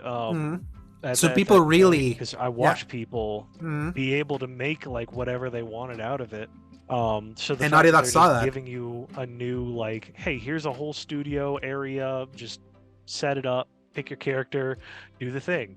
And I was like, that sounds awesome. You're gonna see so many people creating just the most wild I'm glad that guitar solos. It definitely feels like Naughty Dog saw that what people did with the thing that they just randomly put there and made a lot of lemonade out of that lemon. That they're like, let's lean into that. So. Yeah. I want to see if they say they're gonna do more instruments than just the guitar. So I kind of want to see like how deep they go into giving that option for the people that just went nuts with it to see if they can go even more nuts. There is one confirmation. We know that it can't possibly be in Last of Us 3 though, because Ellie doesn't have enough fingers to play. Yes. That is true. And that was like She's gonna learn how to play the flute or something. Oh yeah. Oh yeah. The fact that this is coming out so early in Jan, I'm glad that this was announced and it's coming so soon. We don't have to like wait too long about it. So it's like, and the $10 option, it to me that's like the big change because there was no $10 option for the Part 1 remake. Like there just wasn't. Yeah, so you just had to buy it. So everyone thought when they were talking about re-releasing this thing, everyone was like, yeah, they're gonna do the same thing as Part 1, just a full price thing. And the thing is that it technically is a $60, $70 thing. For the people that don't own the other ones. And I know they did this for the first game because it's obvious why they did it for the show. And that proved that proved right for them. Is like a lot of people after they watched the HBO show, they went and bought the game. That PS5 version. So they didn't even go for the even cheaper like PS4. It's like they found something that there's something psychological of getting. It's like, well, you'd rather get the Blu-ray or the 4K Blu-ray for the people that care about that stuff. People will always try to get for the high-end stuff, and that's why they put this here. Am I still concerned that The Last of Us has this many releases for technically only 2 games? Yes. But removing that aside, Neil did confirm they're working on the new IP. He confirmed that to EW. So it's like, that's what I want. It's like, take a break from The Last of Us, at least for a little bit. It's like, like you did with Uncharted. After Uncharted 3, we got The Last of Us, and then we went back. That is healthy. Like, I don't mind. It's just because it's just back to back. That's the thing that I can understand why some people feel tired about it, and I've never seen people more tired of just 2 games. That's what's so funny. But it's just how pervasive they feel, right? They just feel so pervasive despite the fact that it's just been 2 games. You with Sword, there's been 10. That's like the irony. But for $10, for $10, early January, I'm in. As we wait for like Tekken. Because Tekken is like late January. And the other game around that time would be Prince of Persia, the side scroller, the one that made by the Rayman people. And that one's cheap also, so that one's like $50. So again, kind of like Assassin's Creed, Mirage, but that one we got for free.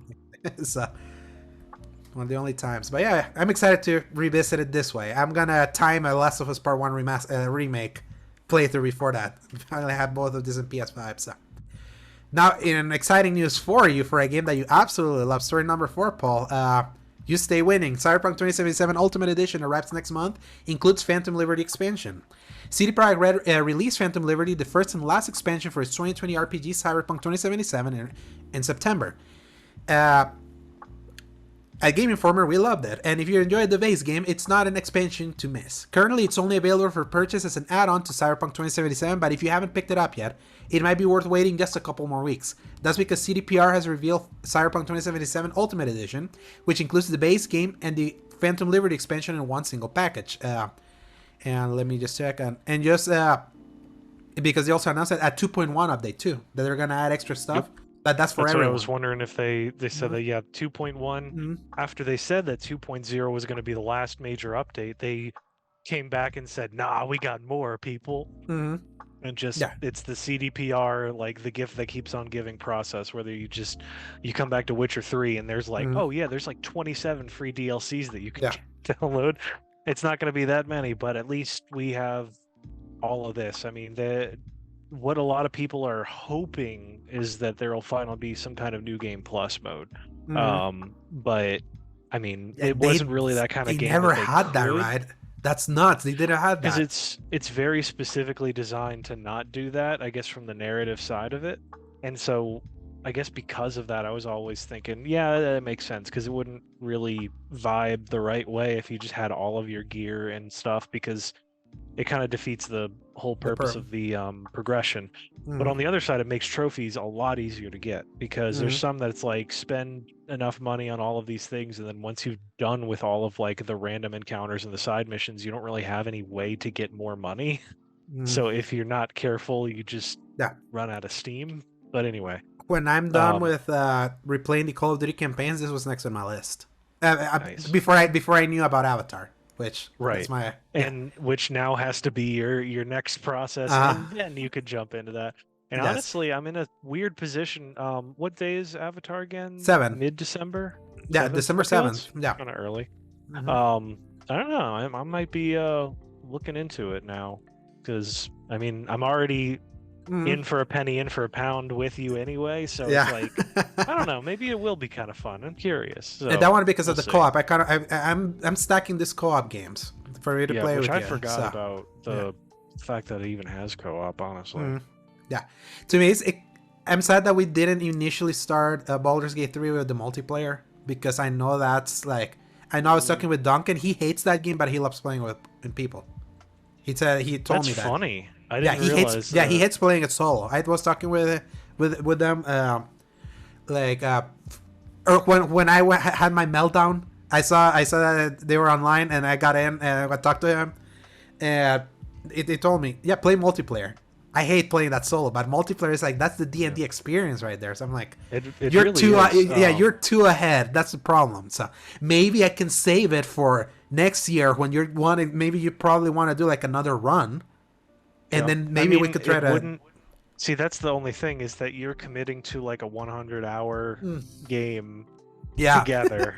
That's a good point. That is a tough call. But like for a couple of sessions, that would be a pretty simple process. The only thing is, like, for dialogue, you have to let one person take the lead usually. That's the only problem with that. Yeah. But at the same time, it's like also shenanigans and really funny nonsense. So Yeah. there's an option for that too. I feel that could help me break through more for the real game. That I think that having that kind of like that experience. I think especially, like, I would say I'd be willing to go through like the early part of it with you. Like, we just roll new characters, just have goofy nonsense go on, and then I leave you with like, farewell, I have done what I need to do, and you're like, you haven't done anything, and I disappear. Which, by the way, Paul, like, I've been hearing a lot of good stuff about the PlayStation Portal. And I know, right? Turn-based stuff feels at home at something here. And I'm like, did I get a Portal and kind of play it through there? Like, yeah. One of my buddies who really loves Baldur's Gate plays it on a Steam Deck all the time.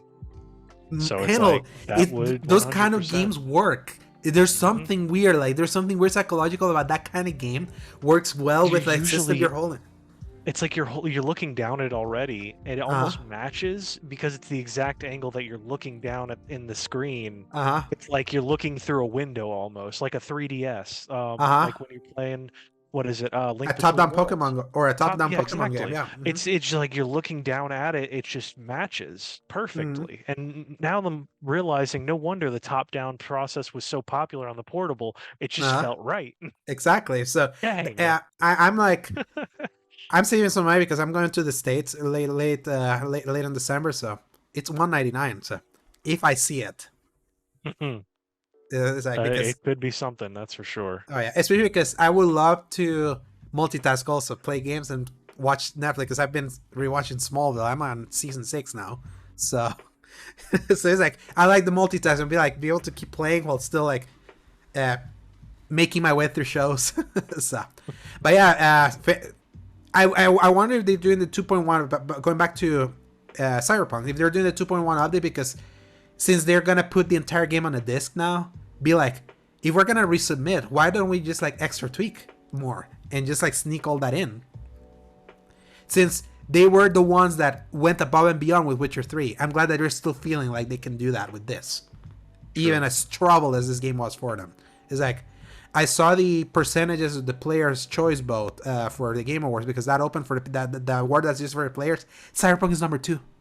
Just like beneath Baldur's Gate 3. That's how big Phantom Liberty was this year. So massive. I could not sing its praises enough. Yeah, if this was the year that Cyberpunk had actually come out, like it was originally supposed to, like from what we heard from development, that they were seeing a 2022, 2023 like final release period for that game instead of when it came out. Is like, I do believe, like when people says like, if you were to remove the stipulation, it's just DLC. It's just DLC. Like the official game came up before. Maybe an ongoing game is like the only thing that it can be worth it. It's like, people tell me, it's like, that's the power of Phantom Liberty itself and the 2.0 upgrade that I did get to see. That this would be like a legit contender. The contender everyone said it would have been in 2020 before everything burnt out. So I can't wait to re-dive in more. Just cleaning myself up from like the other stuff. I like cleaning myself up. Kind of like, remember how long I put up Valhalla to like cleaning this, so I can just do that. I kind of want to give this game the Valhalla treatment when it's like everything that I do. So yeah, honestly, that would work pretty well for you, I think. Yeah, and I've heard enough good things from both of you, from Ains, my AIC over at Season Gaming. He loves. I think that's his game of the year. So. Story number 5, Paul, because we mentioned Destiny, like we gotta mention this. Destiny 2, the final shape delayed to June. We knew this, but this is finally this confirms the Jason Schreier report. Following the round of a story by Marcus Stewart, following the round of layoffs that recently hit Bungie, it had been reported that Destiny 2's next big expansion, the final shape, had been internally delayed to the summer. Bungie has now confirmed that to be the case. Originally slated to launch on February 27, the final shape now launches on June 4th. In a blog post, Bungie states that the expansion needs more time to become exactly what we want it to be. The final shape is the culmination of the first 10 years of Destiny storytelling, and for Guardians everywhere, countless hours spent together, Bungie writes in the post. We want to honor that journey, so we're taking the time we need to deliver an even bigger and bolder vision, one that we hope will be remembered and treasured for years to come. The delay has caused some changes to the content roadmap. Destiny 2's Season of the Wish begins tomorrow and runs until the final shape launches. Guardian Games has been bumped up to March, with Bungie stating that it will have a refreshed focus on class versus class competition. 3 new PvP maps, which are the PvP map pack that was previously teased by director Joe Blackburn, are slated to arrive in May. Lastly, the studio announced Destiny 2 Into the Light, a 2-month content update that arrives in April. The post doesn't provide much details other than stating it will prepare players for their Guardian's journey into the Traveler. Destiny 2 The Final Shape was revealed in August and is billed as the conclusion of Destiny's primary storyline that began when the first game launched in 2014. About a month ago, the team laid off over 100 employees, reportedly due to decreased Destiny 2 player engagement and underwhelming pre-orders for The Final Shape as player sentiment reached an all-time low. Bloomberg initially reported on the rumored delay of The Final Shape while also stating that Bungie's upcoming extraction shooter Marathon had been pushed to 2025. Marathon's delay has not been officially confirmed by Bungie, nor did it have a release window to begin with, but today's confirmation of The Final Shape's delay certainly adds weight to Bloomberg's report. In Jason Schreier we trust, he never misses. He always never misses. He's well sourced. And people like always giving him crap for some reason, be like, everyone always hopes that when he reports something, this must be wrong, this must be bad. He's never wrong. So he hasn't been wrong yet, I don't think. Yeah. June 4th for The Final Shape poll. If the summer is looking as empty as it's looking compared to this past year, where we were eating, I feel this is launching at a good time. And it's not launching next to Diablo either. It could be, for only one exception. This is that that joke. Yeah. Godzilla, where it's like, oh, he's such a big bad powerhouse over here, and then you hear the thump, and then GTA shows up on the exact same month. That would be way. Yeah, that's like the only thing that could kill them. Yeah.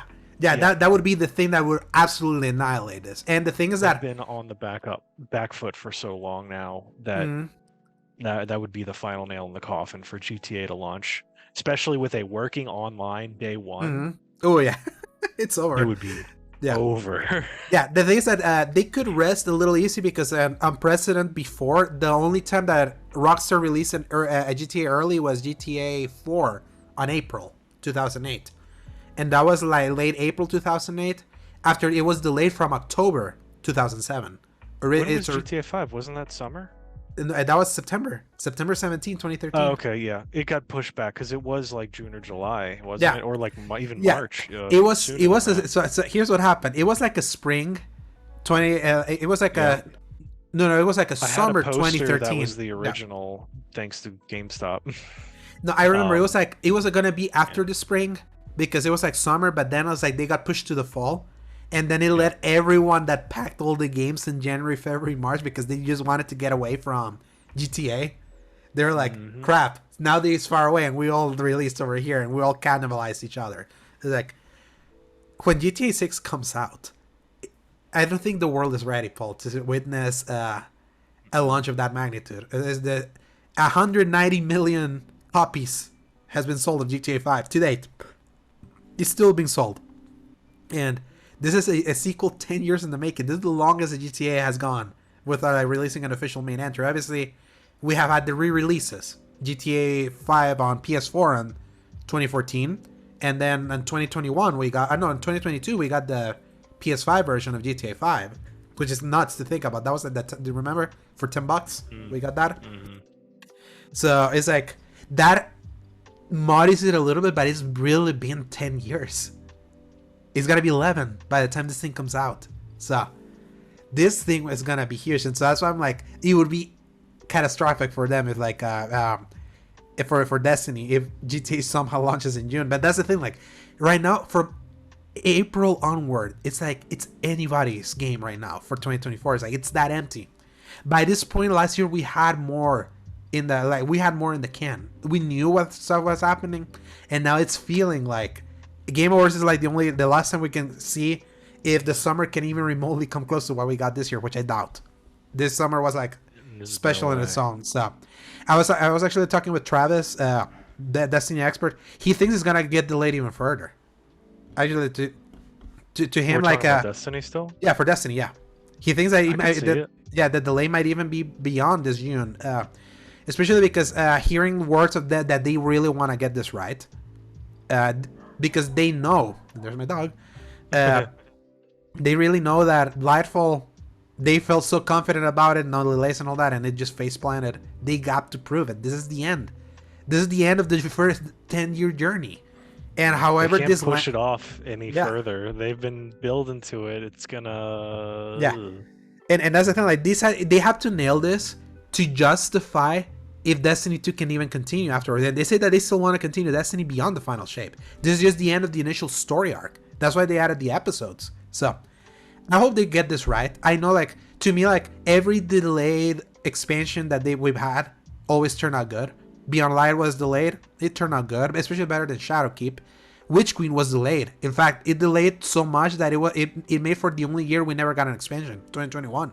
That was so crazy. That was like an entire year without an expansion, and the game survived because Beyond Light was good.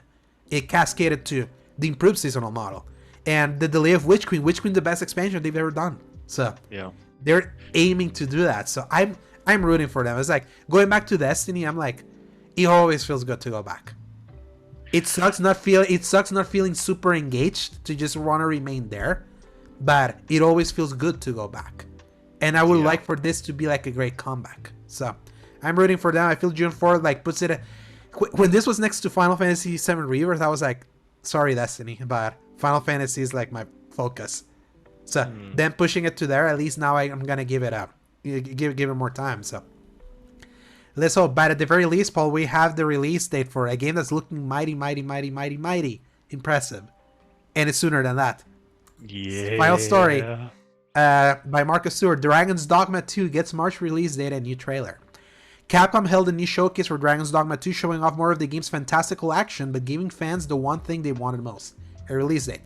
The hotly anticipated sequel is coming on March 22. If that date looks familiar, that's because it was accidentally leaked not once but twice. The first instance occurred earlier this month thanks to a PEGI rating that revealed the March 22 date. The second leak occurred just hours before the presentation, courtesy of the game's Steam page. But if you missed both earlier reveals, today is probably a nice surprise. A new trailer shows off more of the game's story while also offering up new gameplay footage. The trailer showcases the new Trickster invocation alongside new enemies, such as the towering statue, mythical beasts, and naturally, dragons. Dragon's Dogma 2 is launching on PlayStation 5, Xbox Series X and S, and PC, and is Capcom's official first next-gen only game. No PS4 version now. So it's so it's just made for the new machines, and I wonder if it's the first iteration of the new REX engine, which they mentioned that they were upgrading the RE engine for like the next gen. So makes me wonder. Impressive if it was ready this early like that. It wouldn't surprise me much, especially because it'd be like they could have been working on that for a while, and they just announced it and have it basically ready. Especially because it's basically the same engine. It's RE engine. They just added the REX. So. That's all it takes to add a new engine. You just put another letter. Put another letter. But that tells me that they're building from the foundation. That's the thing, the RE engine. I know Sebastian, he likes talking crap about it, but because he focuses so much on fidelity, you don't realize how impressive the RE engine has been in its versatility, that it can power... It is great for everything except facial expressions. Facial expressions, yeah, exactly. The only one. And even Resident Evil 4 Remake did I would say a really great job with it. Oh yeah, it's like he had a weird. There were any spots that it was really like messy. No, there wasn't. It's like that's the thing. Like, RE4, one of the cleanest games of this year. Maybe not the most visually impressive, especially compared to other things that came out this year, but it's like one of the games that runs the best, one of the games that performs the best. It's like there's like he was like. Sebastian told me, he's like, I don't feel like their games have a premium quality. I'm like, 1,000% disagree. It's like their games are pristine in a way many aren't. Like compared to many Unreal Engine 5 games that some are barely working, that required extra thing, or a game like Immortals of Avium that had like a weird like low resolution problem with Unreal Engine 5 too. So it's like, and people would dive to have like, especially like right now we're botting off into the point where are we gonna go back to 30 frames? Like that's kind of like the fear that's happened now that we're so deep into the cycle and moving away from cross-gen that made that easier. So it's like the RE engine is like delivered the high performance that so many people crave for, and I would love to see, and it's seemingly continuing here just based on some of the things that I saw from that trailer. There was just some but By the way, Paul, that the Devil May Cry creator made Dragon's Dogma 1 and Dragon's Dogma 2. Yeah. A little bit of its combat has that DMC. It's not full. It's not the full on like action, but it's like just see some. Yeah, it's just got that weight to it. That's one reason why DMC felt so good, is because everything, despite how like fast and crazy it was, there was this certain level of like, I feel the weight behind every swing. I feel there's like a tactile feel to this. I don't know. I'm kind of like blanking out on my words here, but no, but it makes sense. There's at the tactile feel, you feel every hit, you feel every movement, like everything just feels right in the controller. So, the first Dragon's Dogma was like a very during the Capcom era, like the people like calling it, is like that 2010 to 2016 era where they were really falling off a cliff. Dragon's Dogma was like a surprise hit for them, more on the cultish side, but when they were like not hitting anything, like we were not getting good games from them. It's like Dragon's Dogma really was like a special, like this is unique for them, and now like in the Capcom that is like at the top of their game, that they managed to get a remake in the top 6 for Game of the Year at the Game Awards. Like they pulled the impossible, that's for sure. Yeah, it's like I don't agree with it being there, especially because I feel like I enjoy other games more, but it's like I can respect RE4 like from a quality perspective. Early on it was like I remember I was like, when we played RE4 before we got all the games, I was like, I'm feeling like I said, this is setting kind of like the base. Like I'm hoping that the hope is that every other game that comes in hits above it, because this is so good. So and this is looking like that. It's just continuing their streak.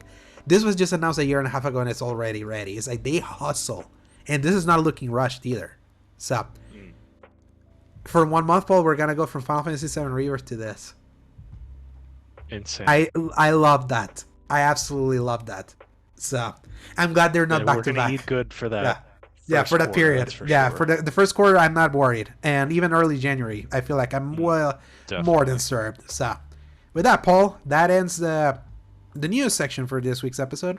Tell me, what are the releases for the week of December 3rd to December 9th? We've got a Highland Song on Switch and PC on December 5th. Disney Dreamlight Valley for PlayStation 5, Xbox Series X and S, PlayStation 4, Xbox One, Switch, PC, and Mac on December 5th. Mm-hmm. I feel like this already came out. It's getting out of early access. Oh, it came out. Early access. Yeah. Mm-hmm. Okay, got it. Mm-hmm. Skater XL for the Switch on December 5th. Sonic Dream Team on iOS December 5th. The Anacrusis on Xbox Series X and S, Xbox One, and PC on December 5th. The Lord of the Rings Return to Moria on PlayStation 5, December 5th. Vampire the Masquerade Swan Song on Switch, December 5th. I'm starting to sense a trend here. Yeah. This December 5th day is really popular. Yeah. Avatar, The Frontiers of Pandora on PlayStation 5, Xbox Series X and PC on December 7th. Lego Brick Tales on the Quest, December 7th. Outer Wilds on Switch on December 7th. Terminator Dark Fate Defiance on PC, December 7th. The day before this game, I don't know. Yeah, have you heard about that? Have you heard about that one? Have you heard about that one? It like disappeared off of Steam or something. People are very confident that it's not gonna come out on that day or something. That is not a scam. This game, it feels fake. The more I see of it, it just doesn't feel right or real. Yeah, anyway. Plumbers Don't Wear Ties, wrapping this up on a definitive edition. PlayStation 5, Xbox Series X and S, PlayStation 4, Xbox One, Switch, and PC on December 8th. Yeah. You can definitely tell this is just the dumping of the final versions of some things. So like the Lord of the Rings Return to Moria game that was supposed to come out in October. It got delayed at the last minute. Only came out on PC. Travis reviewed that. Halfway through that game, he gave it a 6 in the review in progress. When he finished it, he gave it a 4. He hated it. So he was. At least it had something to it. It felt like it could have been something good, but that's what he said. It was like it had something. It felt like that, but how long it took is like that ruined it for him. So Avatar Frontiers of Pandora is like the only big new game, and also Avatar, that's one of the first new gen only Ubisoft games too. So it's like we're finally getting thinking about that. Yeah. So because AC Mirage was cross gen also, so it was like it was still running on the bones of the 2020 Valhalla engine. So is that we're slowly, finally moving away. It took 4 years, but now it's like these machines are finally getting their console only, like their this generation only releases, and right in time because next year is PS4, PS5 Pro. That's what we're hearing, at least. Yeah, that's what we're hearing, and I it's definitely gotta be around then. Yeah, and my thing is that I feel my PS5 is great still. Like all the games that I played, they look so good that I'm like, by the time that PS4 Pro came out, it felt like at the right time to be able to maybe get something because they were made on old technology. The PS4 and the Xbox One was like that was 2010 tech that came out in 2013 because they delayed that generation of consoles because of the financial crisis. So I will say, I've been feeling that a little bit more, I think, because of the weird shenanigans that have been happening to my system, and then looking into it, realizing that day one PS5s are not built very well, in fact. So I don't know if I have a lot of money saved up. It's unlikely, but if I happen to have a lot of money saved up when the Pro comes out, I might switch over and not look back. No, it makes sense. Yeah. To me, I need to hear the Digital Foundry show me the improvements. I need to see because for that. Because for you, then it would be like you could get the slims that are now like out. Yeah. So, but that would be like I don't want to waste my money if it's going to happen next year. So let's bide my time now. Yeah, that's why it's like your console still. Thankfully, the weird shenanigans that were happening to you with like the download and the weird corruption thing that you got scared of.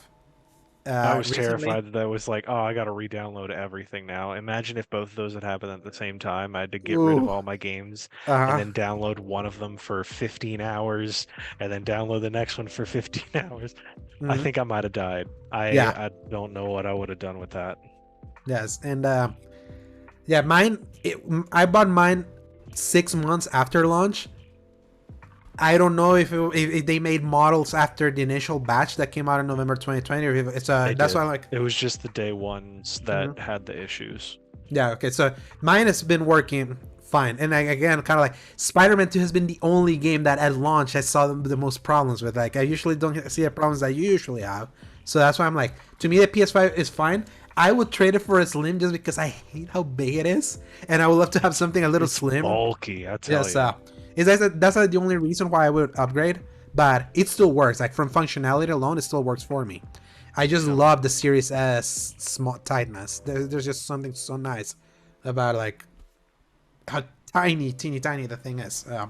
I wish it had the specs of the Series X and if it was that size, but you can't win. And we'll see if Microsoft does their slim also, because I do kind of, especially because now I have a big 4K TV in my room. The Series S doesn't cut it. Like it's resolution. That's the thing. Like for you, it works fine. You play a lot of it in your monitor. Right. For that, it's perfect. Me, that I blow up the image a lot. I'm like, some games still like I'm able to pass them through the smell test. Others no.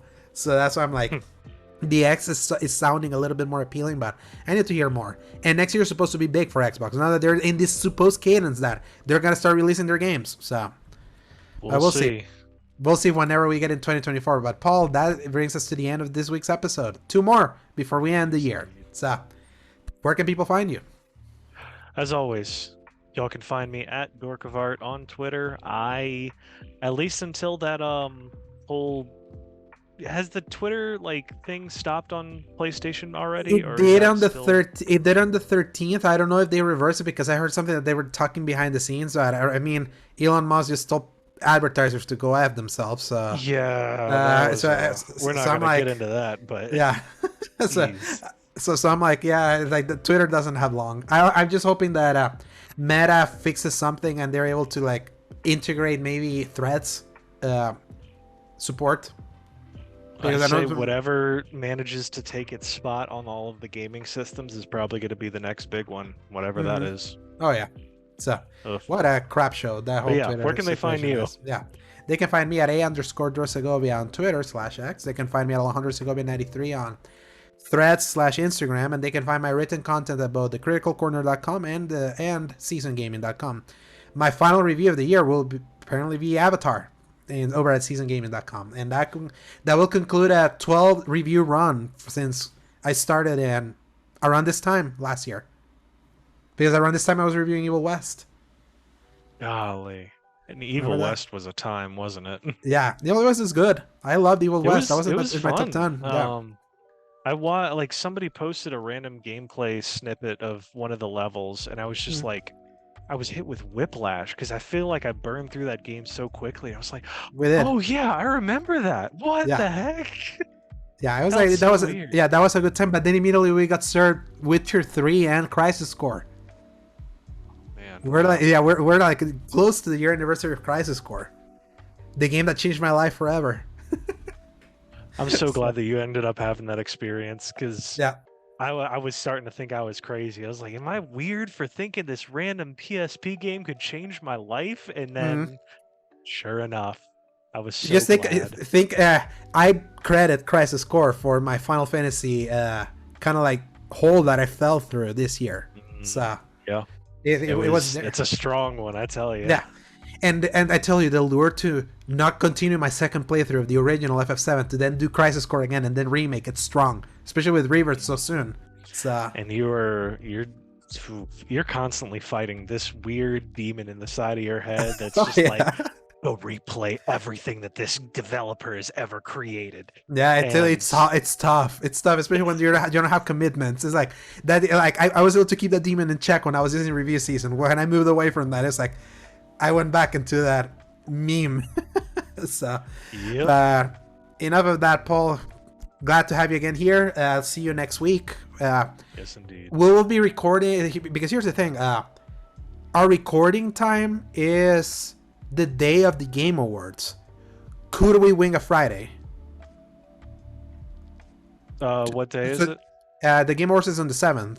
So there might be a chance. We'll talk about it. Yeah, we'll definitely talk about it. So then we can just talk about Game Award stuff. So yeah. All right. Sweet. Whatever that happens, you'll see it, people. Thank you so much. If you like what you listened, you can give us a like in the YouTube channel. You can maybe write us a review over at the audio site. The audio site is definitely popping. We appreciate you all. Thank you, Spotify, for throwing our podcast in we're recommended. So I love that when I see it in the analytics. But yeah, we appreciate everyone coming in and looking forward to being able to talk more with you. Kind of like Sebastian does in his show. I love the interaction he has in his. Maybe one day that'll be us. So, but until then, one day. One day. Yes, one day. Until then, enjoy December, because this is posting on December. Christmas season is here. Start making your wish list for Santa. Go play with snow if you can, or because you won't be able to touch grass. Play a bunch of the games that you missed and press X to play. Good night, everybody. Hasta la vista, baby.